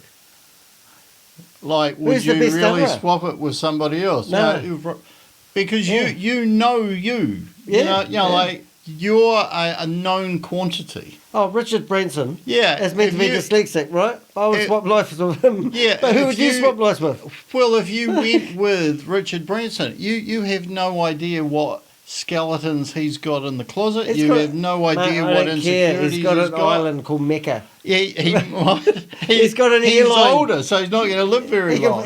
Comparatively He's probably got speaking. Hey, I just want on Richard Branson. Have you ever, like his books, I've listened to those in audio books because I can't read. And those books are amazing. Good. He's, there's somebody who's had, I don't even know if he's, well, he must have been wealthy when he's doing his hot air balloon stunts. But this guy's had everything and does everything. I mean, he truly is somebody. It's amazing. He had a go. And I think, you know, like, even if you've got something, whatever it is, that you wish you didn't have, you still probably wouldn't change your life for anybody else's because, you know, like, you're a known quantity. You know, like... I love your life, Rob. Wish I was you. Would you switch lives with me? No. That's right.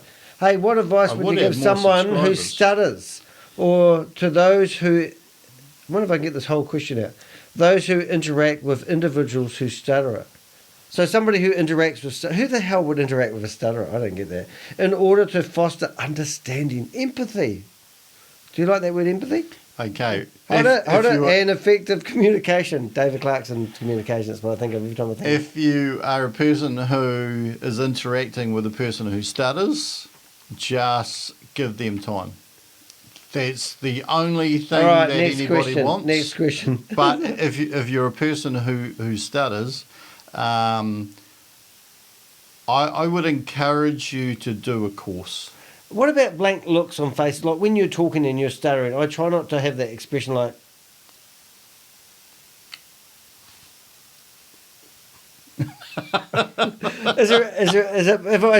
should I like perhaps get my phone out and start doing some while you're trying to get a word out? Should I get a phone out and start scrolling? Well, look, I've seen the whole kit and caboodle.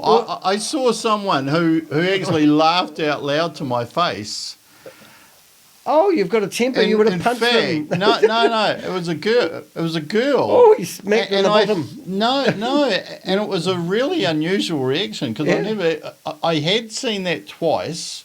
Once with this girl and once with another person. Another person actually thought it was really funny, and they knew me.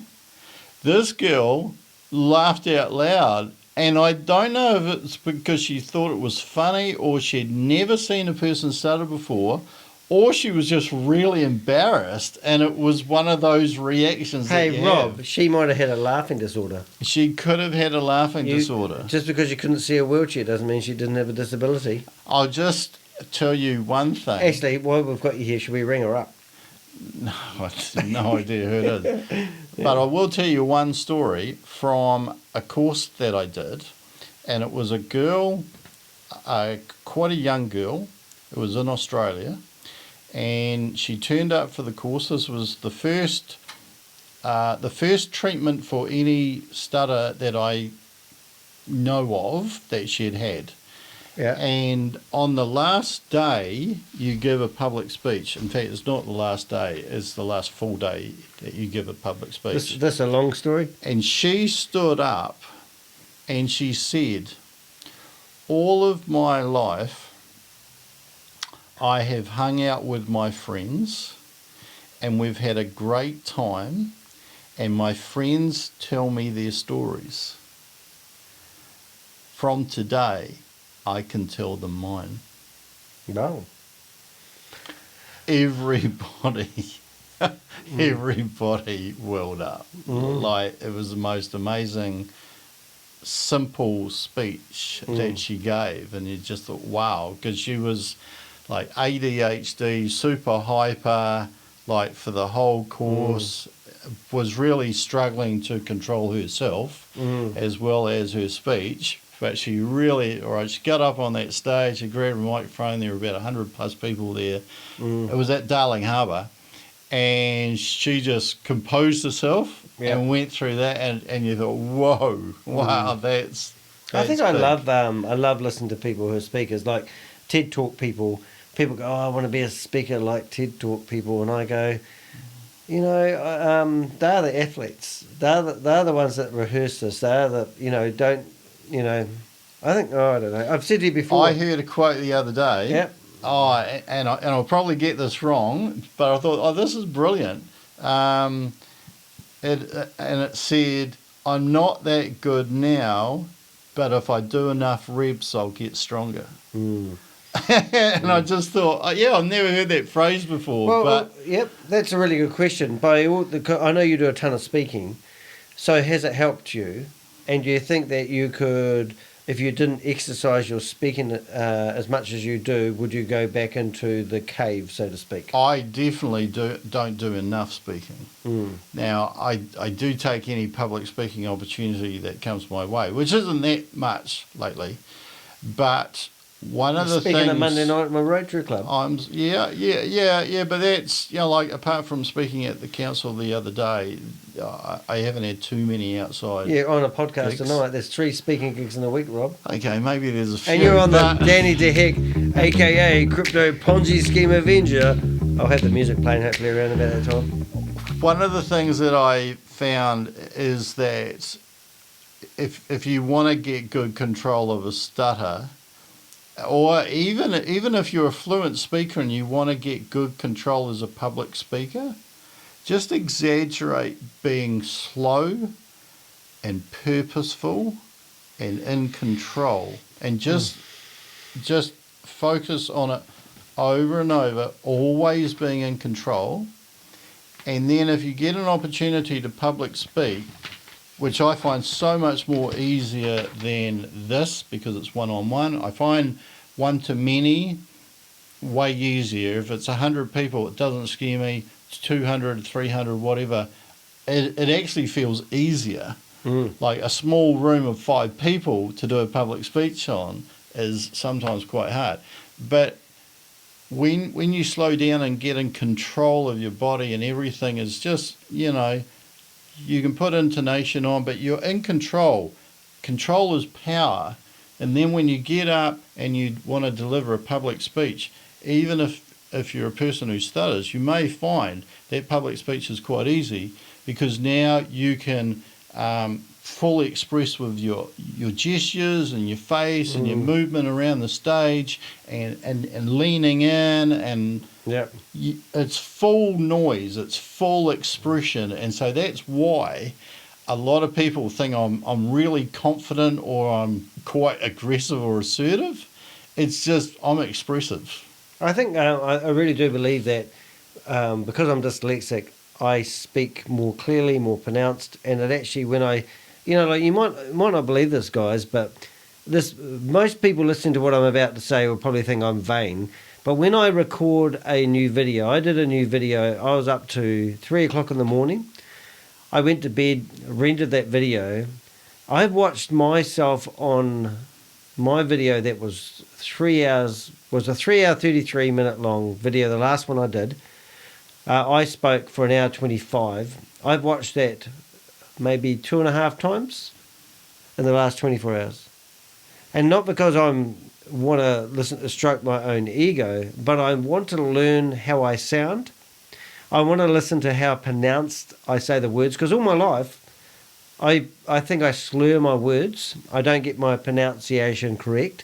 And I use voice recognition for a lot of things I do, which may seem like it's slow. I can outright any of you guys. Well, now ChatGPT's there, I can't. But the thing is that people go, so what I'm doing is I'm actually listening to see how I come across. And I'm actually quite proud of how clear I speak now. Well, I think you do speak really well, and I was listening to your audio of a video earlier today because I was comparing my voice and my mic to Danny's voice and his mic. I love the combination that you've got of your sound. I think that mic works very good on your voice. But I like yours. I can slur my words. I can shorten, and instead of saying going, I can say gonna and stuff like that. Yeah, I say so. If you stand up and you go full noise and you're more expressive, my words round out. But what you just said just earlier on that I really picked up on, I should have mentioned the last sermon, was the fact that you speak with more than just your voice. You speak with your body, your arms. People aren't always listening to you. I find when you're in a room and you're trying to engage with an audience, like I talked at Rotary the other day, I had 20 minutes. I spoke for 40 minutes. My partner Helen said, "How long did you speak for?" And I said, probably 25 minutes. She spoke for 40 minutes. Wow. And then she goes, "But you were brilliant." And I went, "Oh, thanks, honey." And she goes, "No, you were. You were engaged. You kept the audience. They did not." And I only spoke to the audience until I felt like I was losing the engagement. I mean, I've been doing Toastmasters and public speaker training for probably 10 years. You're probably not far, if not, I don't need more than that. Yeah, a little bit more. So I'm thinking, I've learned how to speak pretty cool. And I had moments of the speech I listened to and I said I nailed that. I really hammered home that point. Being able to pause, wait for a reply, make someone laugh when you're sitting here in front of a camera at 11:45 on a Friday night. Is it really? Wow. I know, we've been talking for too long. I don't even know where the timer is. Oh, not too bad. My last video was 3 hours 33. This one's 1:26. I think that one of the things that we focus on is that if you stutter, that you focus to say what you want to say, how you want to say it, when you want to say it. You're in control. Conscious. You're conscious. Everything is purposeful. But of course you don't necessarily focus on things like every syllable, which is what you do. There's an American doctor way back in the 70s, I think. Dr. He's got Phil? a great... No, it's... Doctor Who? I can't remember his name. You're going to look back and you missed that. Did you miss that joke? You're going to listen to this later and you're going to, Danny said Doctor Who and I didn't get it. I'm not. Doctor Who? I'm going to shoot you. Okay. Did he have a telephone box? No, there's a guy who was a doctor, something to do with speaking, and he's talking about people who stutter. This is way back in the 70s, really old video. And I thought it was one of the best videos I've seen on YouTube that really encapsulates what it is. And he said that people who stutter definitely know how to speak. My name is Robert. Lovely to meet you all. So today I'm going to talk about vocal variety and why you need to have a really exciting voice with highs and lows and the fast and slows so that you're not really boring. Who wants to be really boring? Got one at the back. I'll give it a go. Excellent. two people want to be really boring. So if you want to be really boring, you just talk like this. But do you want to be exciting? Fire. Then you put music in your voice. You have the variety of volume, pitch, deep lows, the fastest, and the slows, so that everything is mixed up. Now, does anybody know why you want to put vocal variety into your voice? Wow, that's cool. That's They powerful. definitely know how to speak. Wow. He said they are trying too hard to speak. Mm. And that's the thing, is that when I get expressive, I get expressive like I'm using my mouth and head and stuff as a musical instrument. So all the work's happening here. And this is just making the sound. But when I go up into the instrument and I'm trying to focus on every particular syllable and stuff like that, if there's any anxiety, that's a stutter every time. But when you're speaking down here and you're using the rest as an instrument and you're not trying too hard to speak, you're just trying hard to get the diaphragm moving and keeping moving. When you've explained everything that to me works. before, to me it sounds like it's like a roller coaster. You pick your moments to start the words. And it might be, I'm going to talk on downhill, and then uphill, and then downhill. Right at the top. Yeah. Yeah. All right. Inhale, speak off the top. Quick fire questions. They may not be quick fire questions because dyslexic people don't read quickly. Are there any particular words or phrases that you find especially challenging to say, but at the end of sounding hilariously different? Oh, okay. Did you get that? No, what was the last bit? Okay. Sometimes you'll have a couple of words that are basically got the same meaning and you get stuck between them. That's usually a stutter, or I'm not a pheasant usually, black, I'm a pheasant black, son, no pheasant black, the pheasant black is done. or it usually comes out as a mispronunciation. A person who stutters, their name is usually the hardest thing to say. Their phone number, their address, anything that cannot be easily substituted. You can't substitute any other name for Rob other than Rob. Okay, different languages, you know, like there's... Yeah, put an accent on, you won't stutter. You'll never stutter talking in an accent. Do I have told you about a guy in America called Stephen McCullough? He tried to sue me for $3.8 million in the New Zealand High Court and failed miserably. And that if you put an accent on as a person who stutters, you are very, very unlikely to stutter. I have never stuttered speaking in an accent, and my theory is because my brain thinks it's somebody else speaking. What about pronunciation of other people's names in different languages? I won't say about that, but I do know one time I turned up at a support meeting and we were in a room up at a university and there was a word up on the board and everybody looked at it and goes, I hope I don't have to say that.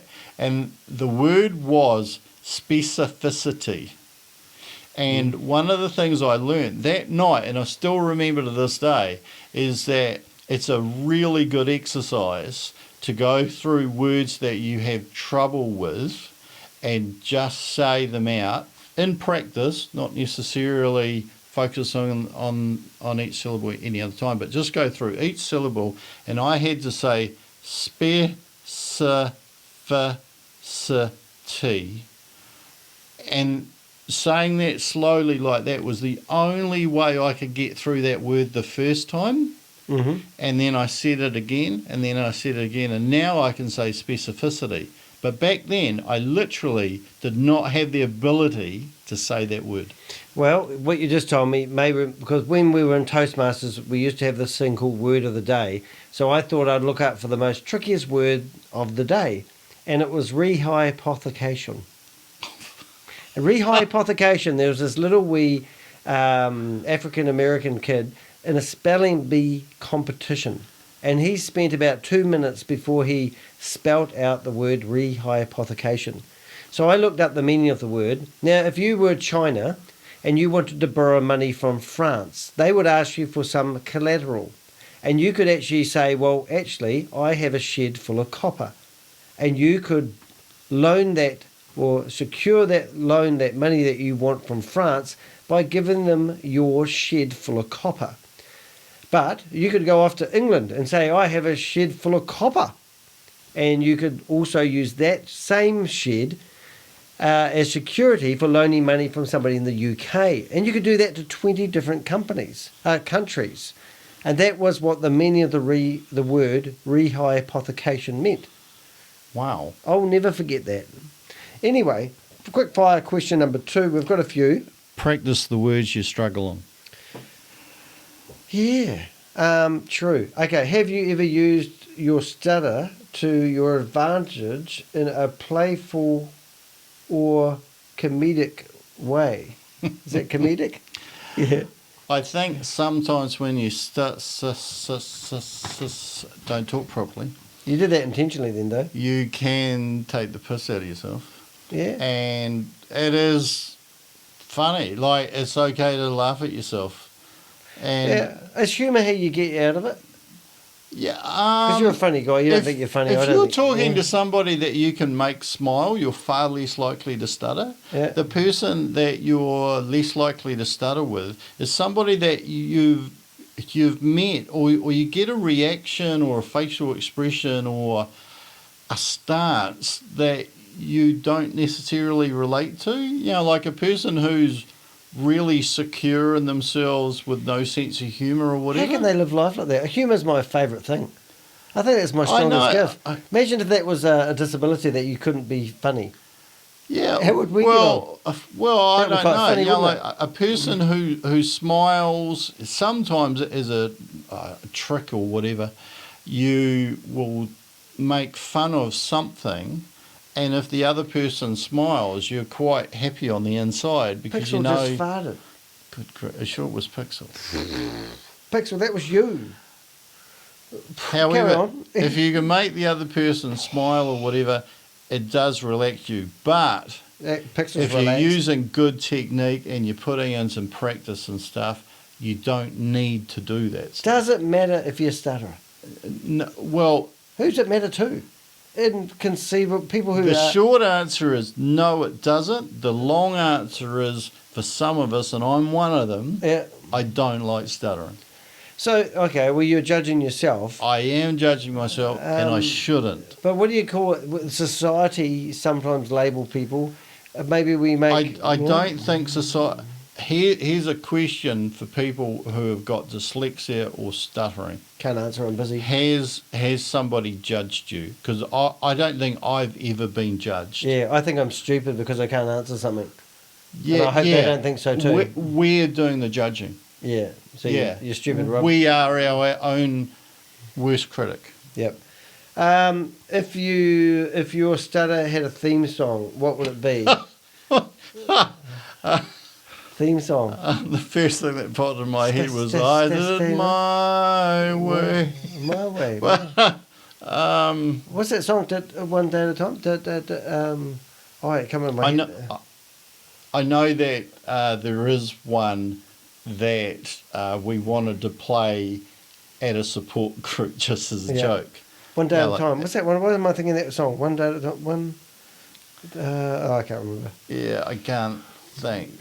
The one that we were... Staying Alive. That's a good one. Do you know why? Why? Well, I did it's a long story. I'll go really short. We had a potluck dinner. A guy stood up after drinking a bottle of wine, fainted, collapsed, landed on his glass, cut his jugular, Oh.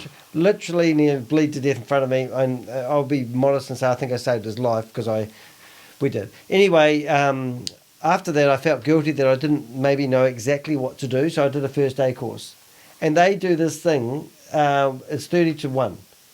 And they said, you got to sing that song, Staying Alive, because it's got the same, not that I know the words. Oh, with the... Yeah, because it's 30 to 2.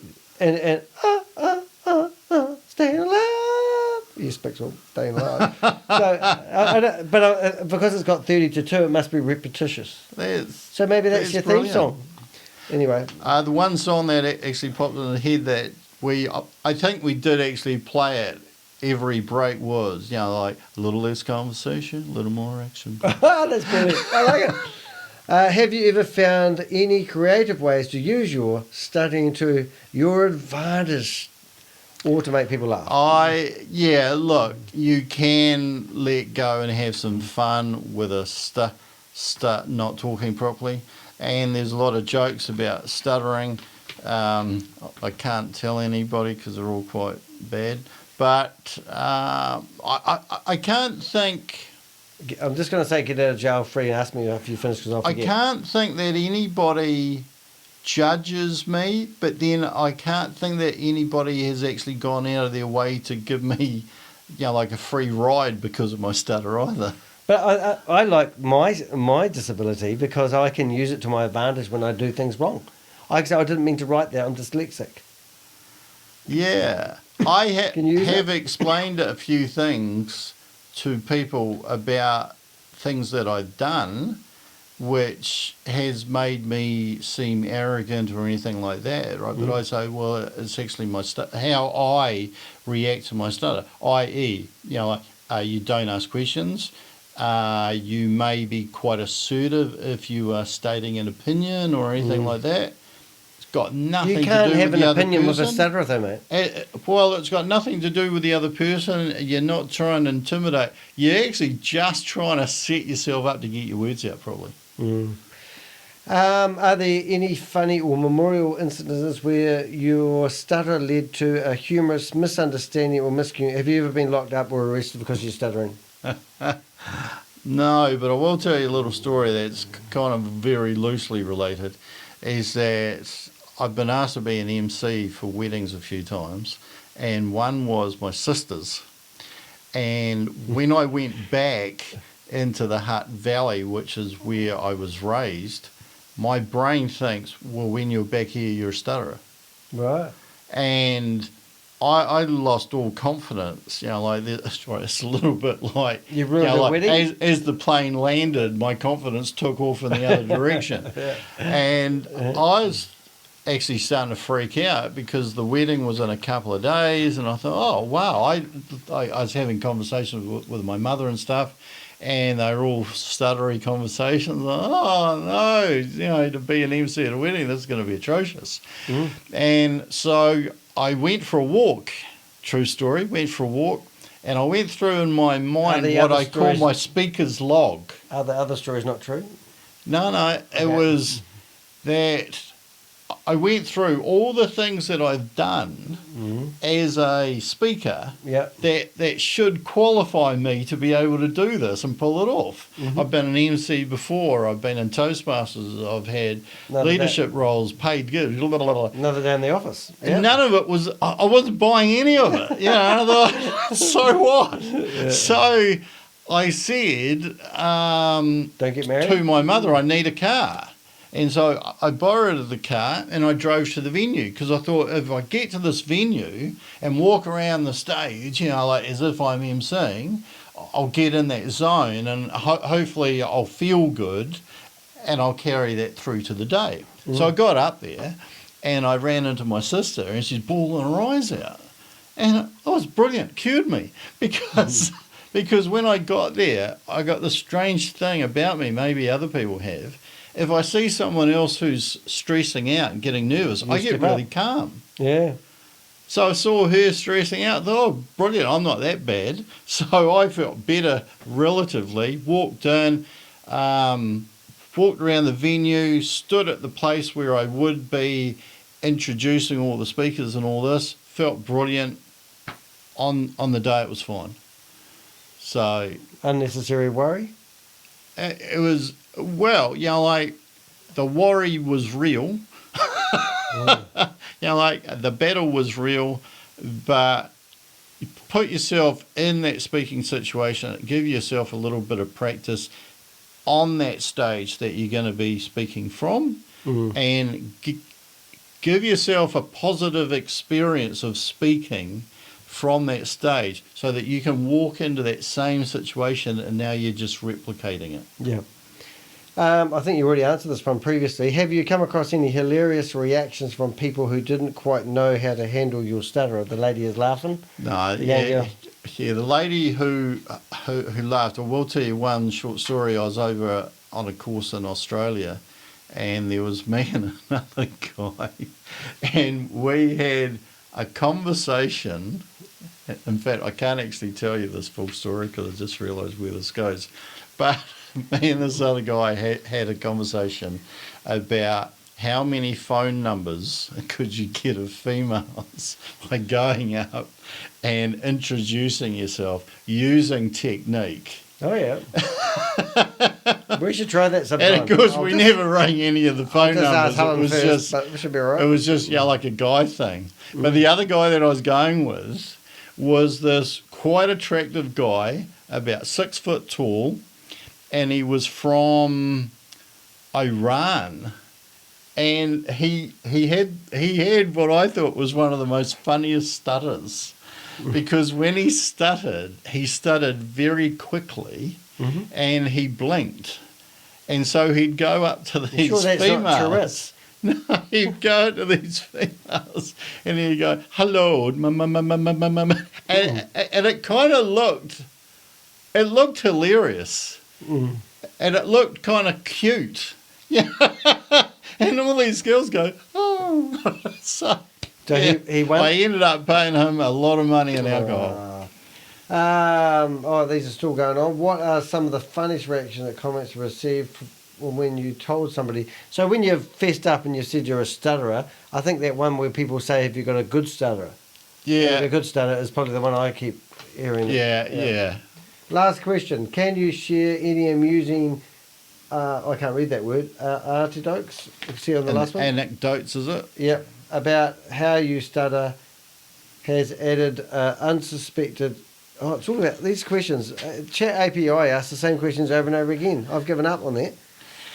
Yeah, no, I think that I've met a lot of people who study. Everybody's got their own little way of doing it, but at the end of the day, the underlying whatever it is, some people believe it's hardwired, and some people believe that it's part of your personality or your DNA. In fact, I think most of it is believed to be genetic related.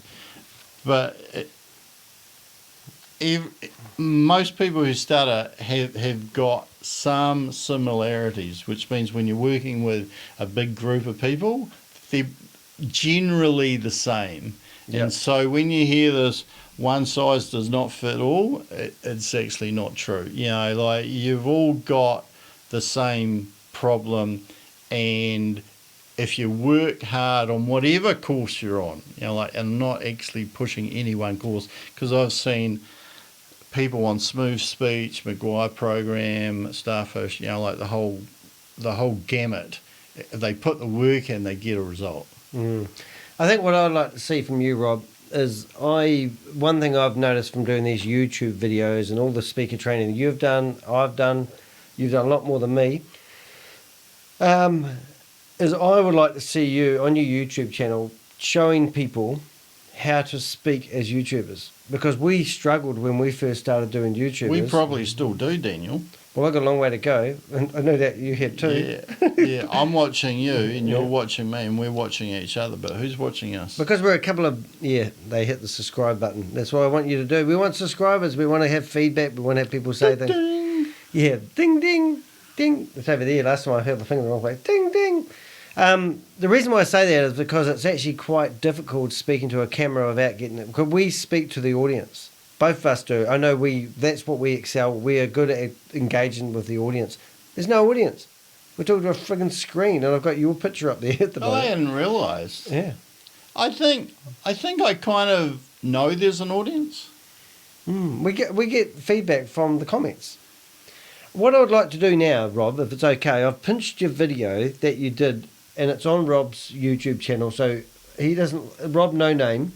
But if we go back to the workshop here, I've got a video that I'd like to play in its entirety. Can't even say the word I want to, because Rob has actually done a thought-provoking video, and he's telling you about blow by blow of his first time actually being on camera trying to get his words out. And it's actually quite educational. Now, if you are... I was going to say dyslexic. If you are a stutterer, you probably learn a lot from the mentality that goes in the brain when Rob's trying to speak fluently. Now, I don't really care if Rob speaks fluently or not. I will still be my mate, and he will still enjoy a good conversation, and we still have a whole lot of laughs all the time. But what I want you to do is watch the video. If Rob's okay, I'll copy his video and put it on the end of this video. Go for it. And we will tune in at the end of this conversation, and we will fade in about now. But before we finish, there's always another 10-minute ramble before we actually really do finish. But we're not going to do that. I'm going to say to Rob, is there any message or anything that you would like to tell people that we haven't mentioned? Like, I don't know about anger and frustration and how you deal with that. That's maybe another topic another day. But, like, sometimes it's like, I just want to get on with it. Is there any other message that you want to tell people who maybe are stuttering, who are quietly at home thinking, I'm going to find the answer to their stuttering problems on the internet? The best single piece of advice I ever got. Love these moments. That's us. Thanks for tuning in. We'll see you next. Oh, sorry, go on, mate. Don't let me interrupt you. Your moment to shine. Best. Now this is Danny's if you won't mother watch. said, "Don't play with my son." She went to slap me on the ass and she hit my face. No, this is the whole video was on this one best bit of single advice. Rob's going to give it to us now. I've actually been contemplating getting a tattoo, DNA, because the best single piece of advice that I ever got was do not avoid a speaking situation, because you can't fail a speaking situation except if you avoid it.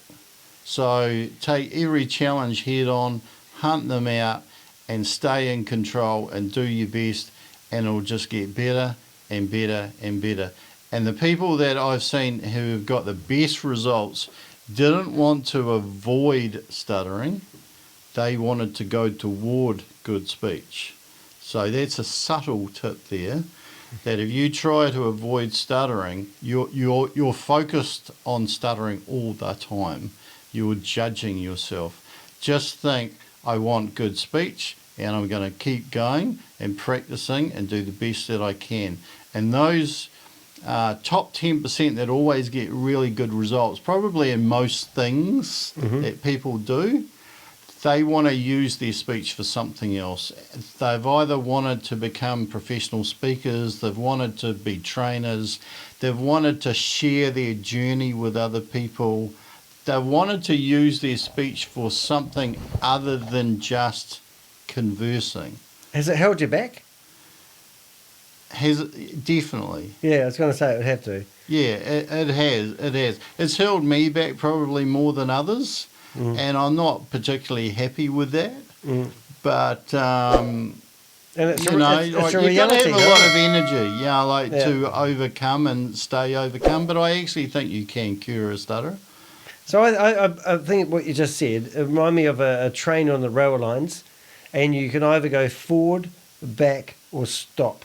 But what I'm getting, you just said, when the destination presents you, just full throttle and get into it. Yeah, you have a look at that station. Don't worry about the track that you're on or whatever, because you'll get there if you keep looking at the station. One thing that I tell people, and this is absolute true, you do not stay where you're at when you stop practicing. You know, it's like walking up a slippery mountain, all right? You're either walking up the mountain, getting to the top, getting to where you want to go, right? Or you're sliding back. Because, like, if you're working hard, you're going up that mountain, you're getting better. But the moment you stop, you start sliding back. You can't stop and stay where you're at and then, try to get some more energy or whatever. You can take a breath, you can take a breather, you can take a little bit of a holiday, but don't expect that you're going to stay where you stopped. Yeah. You've slipped down and you're going to have to work hard to get back up, but you can do it. And there was one great piece of advice a guy told me who's no longer with us, And he said, do you tell people that they're going to fail? And I said, no, why would you?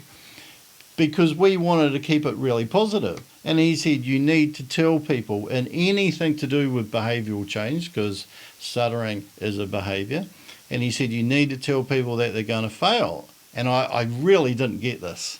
And I said, okay, you're going to have to work this out for me. I'm listening, Rob. And he said, okay, let's say you go on a diet. Let's say changing the way you eat is the behaviour that you want to change. I said, yep. And he said, okay, right, you go out there the first day and you eat the right food. The second day, the third, the fourth, the fifth day, and you're starting to lose weight. The sixth, the seventh, the eighth, the ninth, the 10th day, you go out drinking with your mates. Yep. And where do you go at the end of the night? He said, you go to Macca's. Oh. You go to Macca's and you have like a couple of Big Macs and some fries and Coke. And the next day you go, oh, I just failed.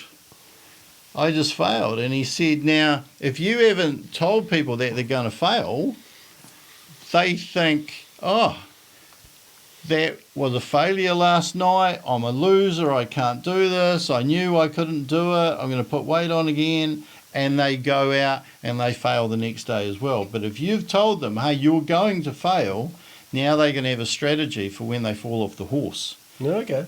And he said, so when they fail, not if, when they fail, he said, go and have a look and acknowledge for 9 days you did what you wanted to do. Mm-hmm. The 10th day you didn't. Don't beat yourself up. You went 9 days in a row and the 10th you didn't. He said, now if you can do that again, he said after 20 days, 18 of those were exactly how you wanted and you fell off. He said after 30 days you may not fall off anymore because now you know, well, I don't want to go to Macca's at the end of the night. You know? Yeah.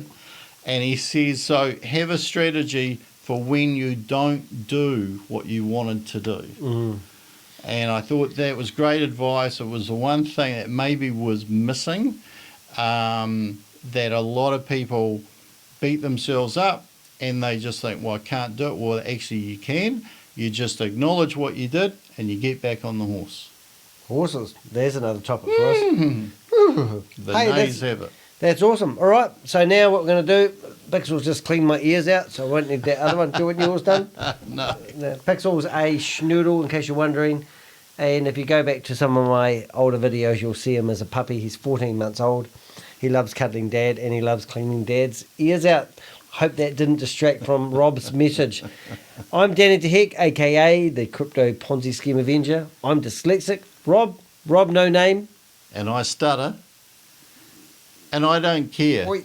But I still want to be the best speaker I can be. And he is. He's a good mate of mine, and he's definitely a good public speaker. We're going to fade in. You can hear his story and see his video. That's it. Thank you very much. And that's bye from him. It's the two Ronnies. It's good night from him, and it's good night from me. Meow. Bye. And I'm going to do a clicker. Woof, woof. Clicker.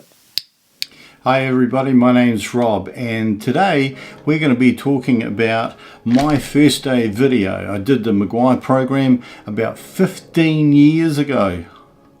15 years ago. Quite amazing. I was out for a walk about 2 nights ago and I realized, wow, that was 2007, 15 years ago. So I'm going to go through that first day video, which is one of the recordings that I've got, and I'm going to critique it. I'm going to tell you exactly what I was doing on that first day video. So just for those people who don't know what the first day video is, the first day video, if you do the Maguire program on Wednesday night, it used to be that they'll get you in, they'll sit you on a chair, they'll have a person in front of you operating a camera, person to the side who is going to ask you questions, and basically it's their job to ask questions that most people who stutter are going to have a problem with. so that you can see how you were before you did the course, and you can compare it to after you did the course, or maybe when you did the public speech, which is usually on a Saturday afternoon. So I'm going to go through it. I'm going to tell you exactly what I'm doing, so that if you stutter, or if you know someone who stutter, you might see some of this in there, and you'll be able to know what's going on. Not everybody who stutters the same way or does the same things, but you'll see what I do. And I can still do some of these things, but I'm going to be working hard for the next few months and recording it all, and you're going to come along with me, because this is my comeback. On with the show. Could I have your full name, please, and address? My name is Robert Woolley, and I live at 45C Neil Street, Hornby in Christchurch. So the first thing that I want to point out is how I'm sitting in the video, which is kind of like this.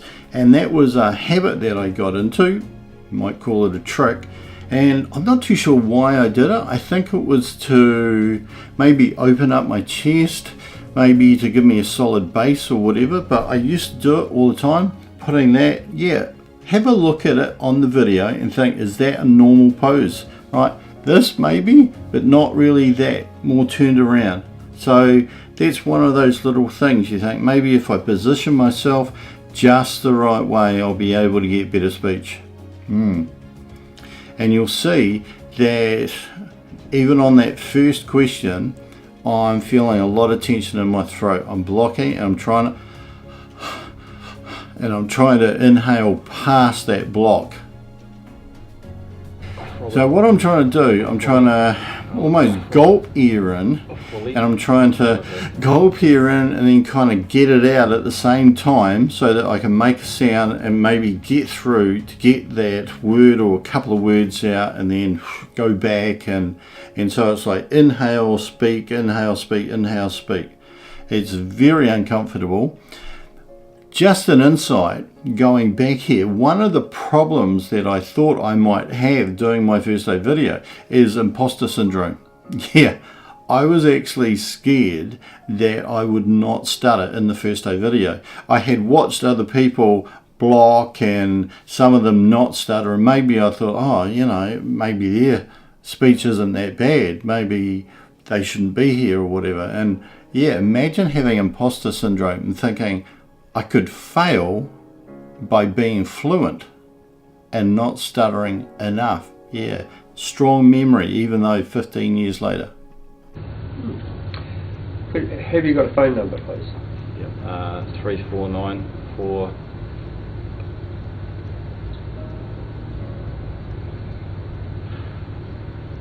3494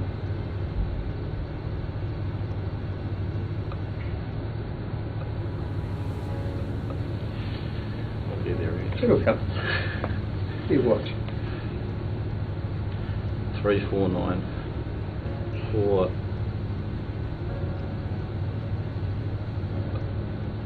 229. So when I get asked my phone number, the first sound is ah, and that's a leader. So I'm going to try to make some sound so that I can lead into the 3. So my phone number 34942229, and I think I would have thought if I can lead into the 3, the 34942229 will come out in one go. But you notice I get halfway through and start hooking. Have you got a phone number, please? Yeah, 3494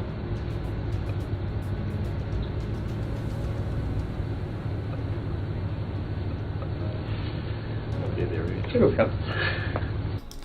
And then you'll see that I do that classic trick is I have another run at it.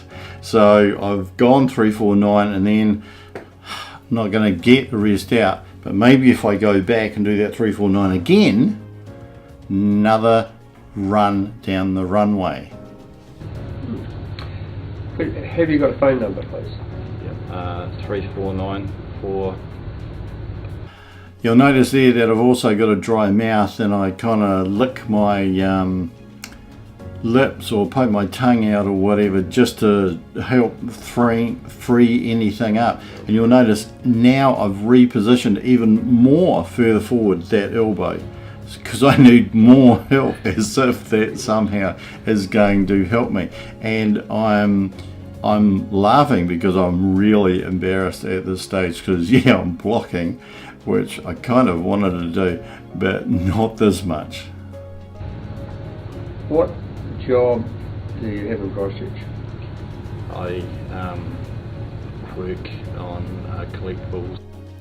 Now, when I get asked what job do I have in Christchurch, the answer is I'm an antique dealer or antique dealer. There's nothing else. And that's the whole thing. But instead of just saying antique dealer, I go into searching for words, I'm substituting, I'm trying to get something out so that I'm not going to have that deathly silence, and I'm fumbling around for something that's going to lead in to antique dealer, or if antique dealer is not there, maybe collectibles or something else. What do I come out with?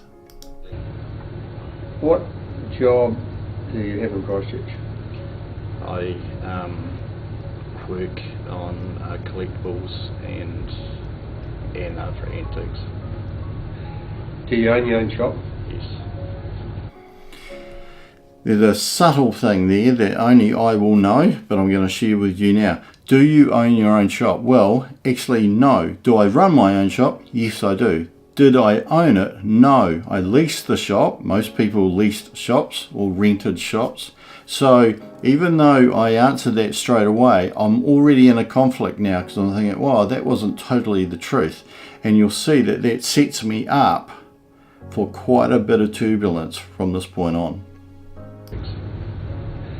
Do you own your own shop? Yes. Whereabouts is your shop?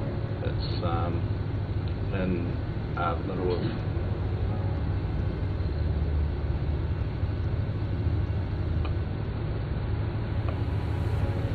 Christchurch. I'll just stop there. When I've got that mouth open, my throat is completely closed over. And I heard years ago, when I was a kid, that you can close your glottis or your epiglottis. Now, I don't know if that's what I've closed over in my throat, but there's something that's completely closed over. So there's no way that air is going to go in, and there's definitely no way that air is going to go out. Therefore, stuttering, or rather speaking, is not going to happen at this point.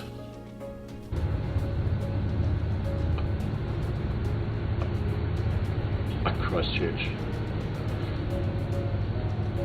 Is that a good job to have? Is it a well-paid job?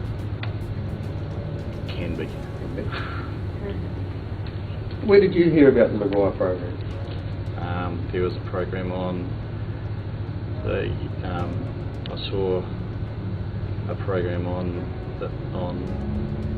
the. And you'll see again, instead of just saying I saw it on TV, because that's what it was, there was an article about the Maguire program. I think Chris Bland, who was the regional director, was the person on it at that time, and it was a show that was straight after the news. Now that is the answer.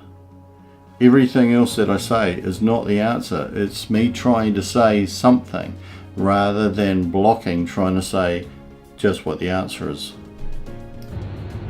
Where did you hear about the Maguire program? There was a program on the. I saw a program on the.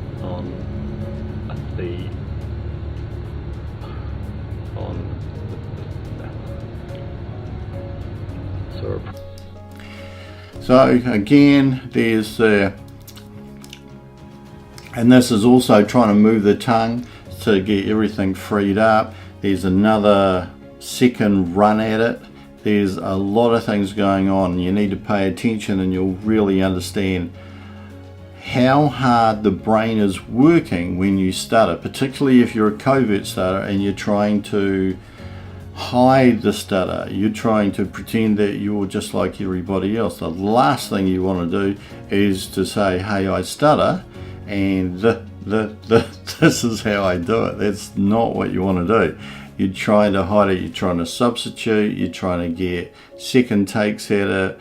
You're trying to come up with all manner of tricks to get those words out, positioning your body because you think this is a better foundation to launch my speech from.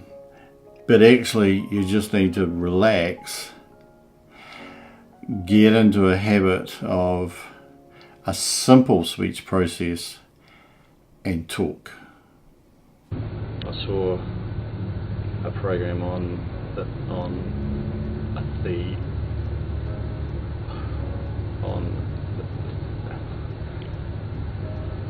saw a program about the Maguire program on the TV about 3 years ago. Why is it taking you 3 years to decide to come?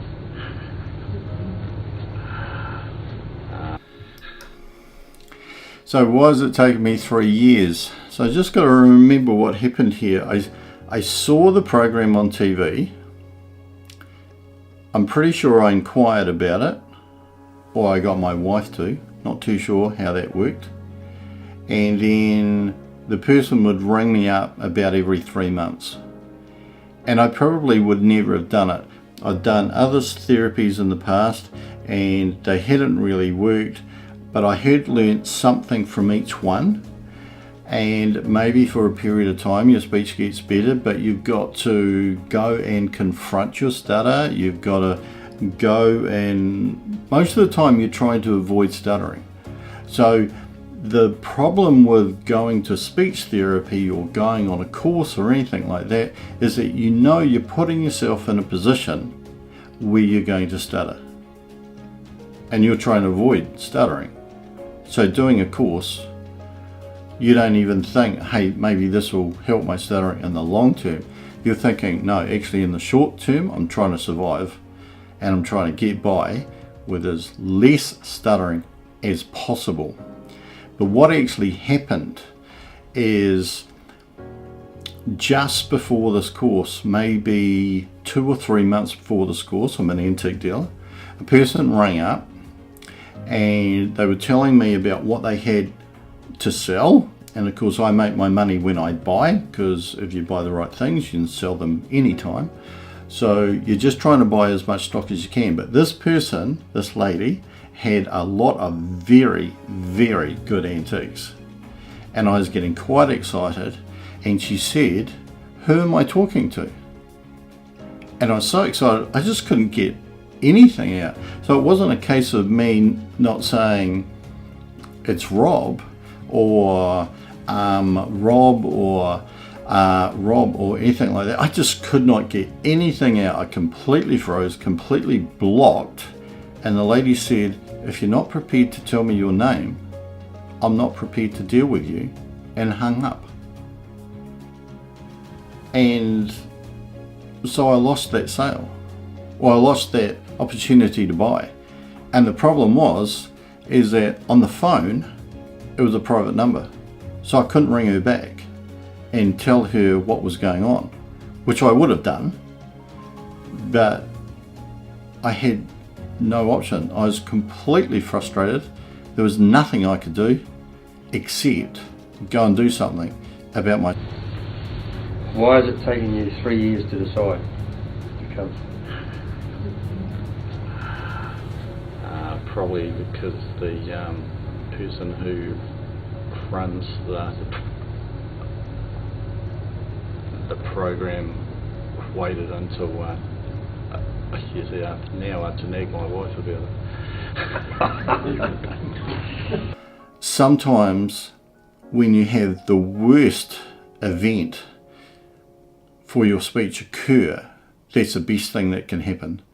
If you get really frustrated, if you get really angry, and I used to use an analogy of a tennis ball, that if this is how you feel about yourself and you drop it on the floor, it will bounce up a little way. That bounce, that rebound, is you may be doing something about it. But if you hit the bottom really hard, ouch. But if you throw the tennis ball down really hard, if you hit the bottom really hard like I did on that phone call, then the momentum for you to do something about it, the rebound is really strong. So sometimes in the worst event, you get the greatest amount of energy to compel you to do something about it. Could I get you to read paragraph C? It was that C. C. And that I was intrigued with the Maguire program as someone who had stammered for roughly 30 years and who had made a full and lasting recovery. I saw a recovery strategy similar to what I myself had followed as an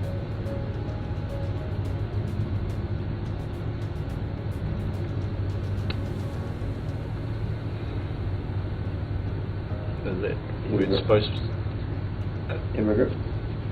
Yeah, as I'm an immigrant to California from New York in the early 1960s, I had immersed myself in the personal growth movement that was flourishing on America's west coast. I'd grown up with a very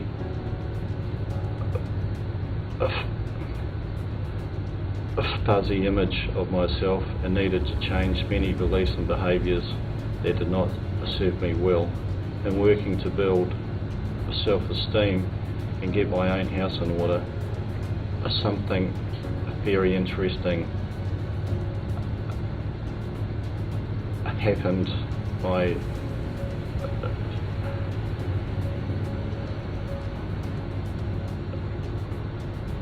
stammering gradually slipped away.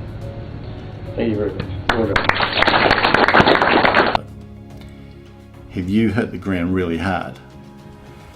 Maybe you haven't, but when you do, that'll be the time that you do something about it.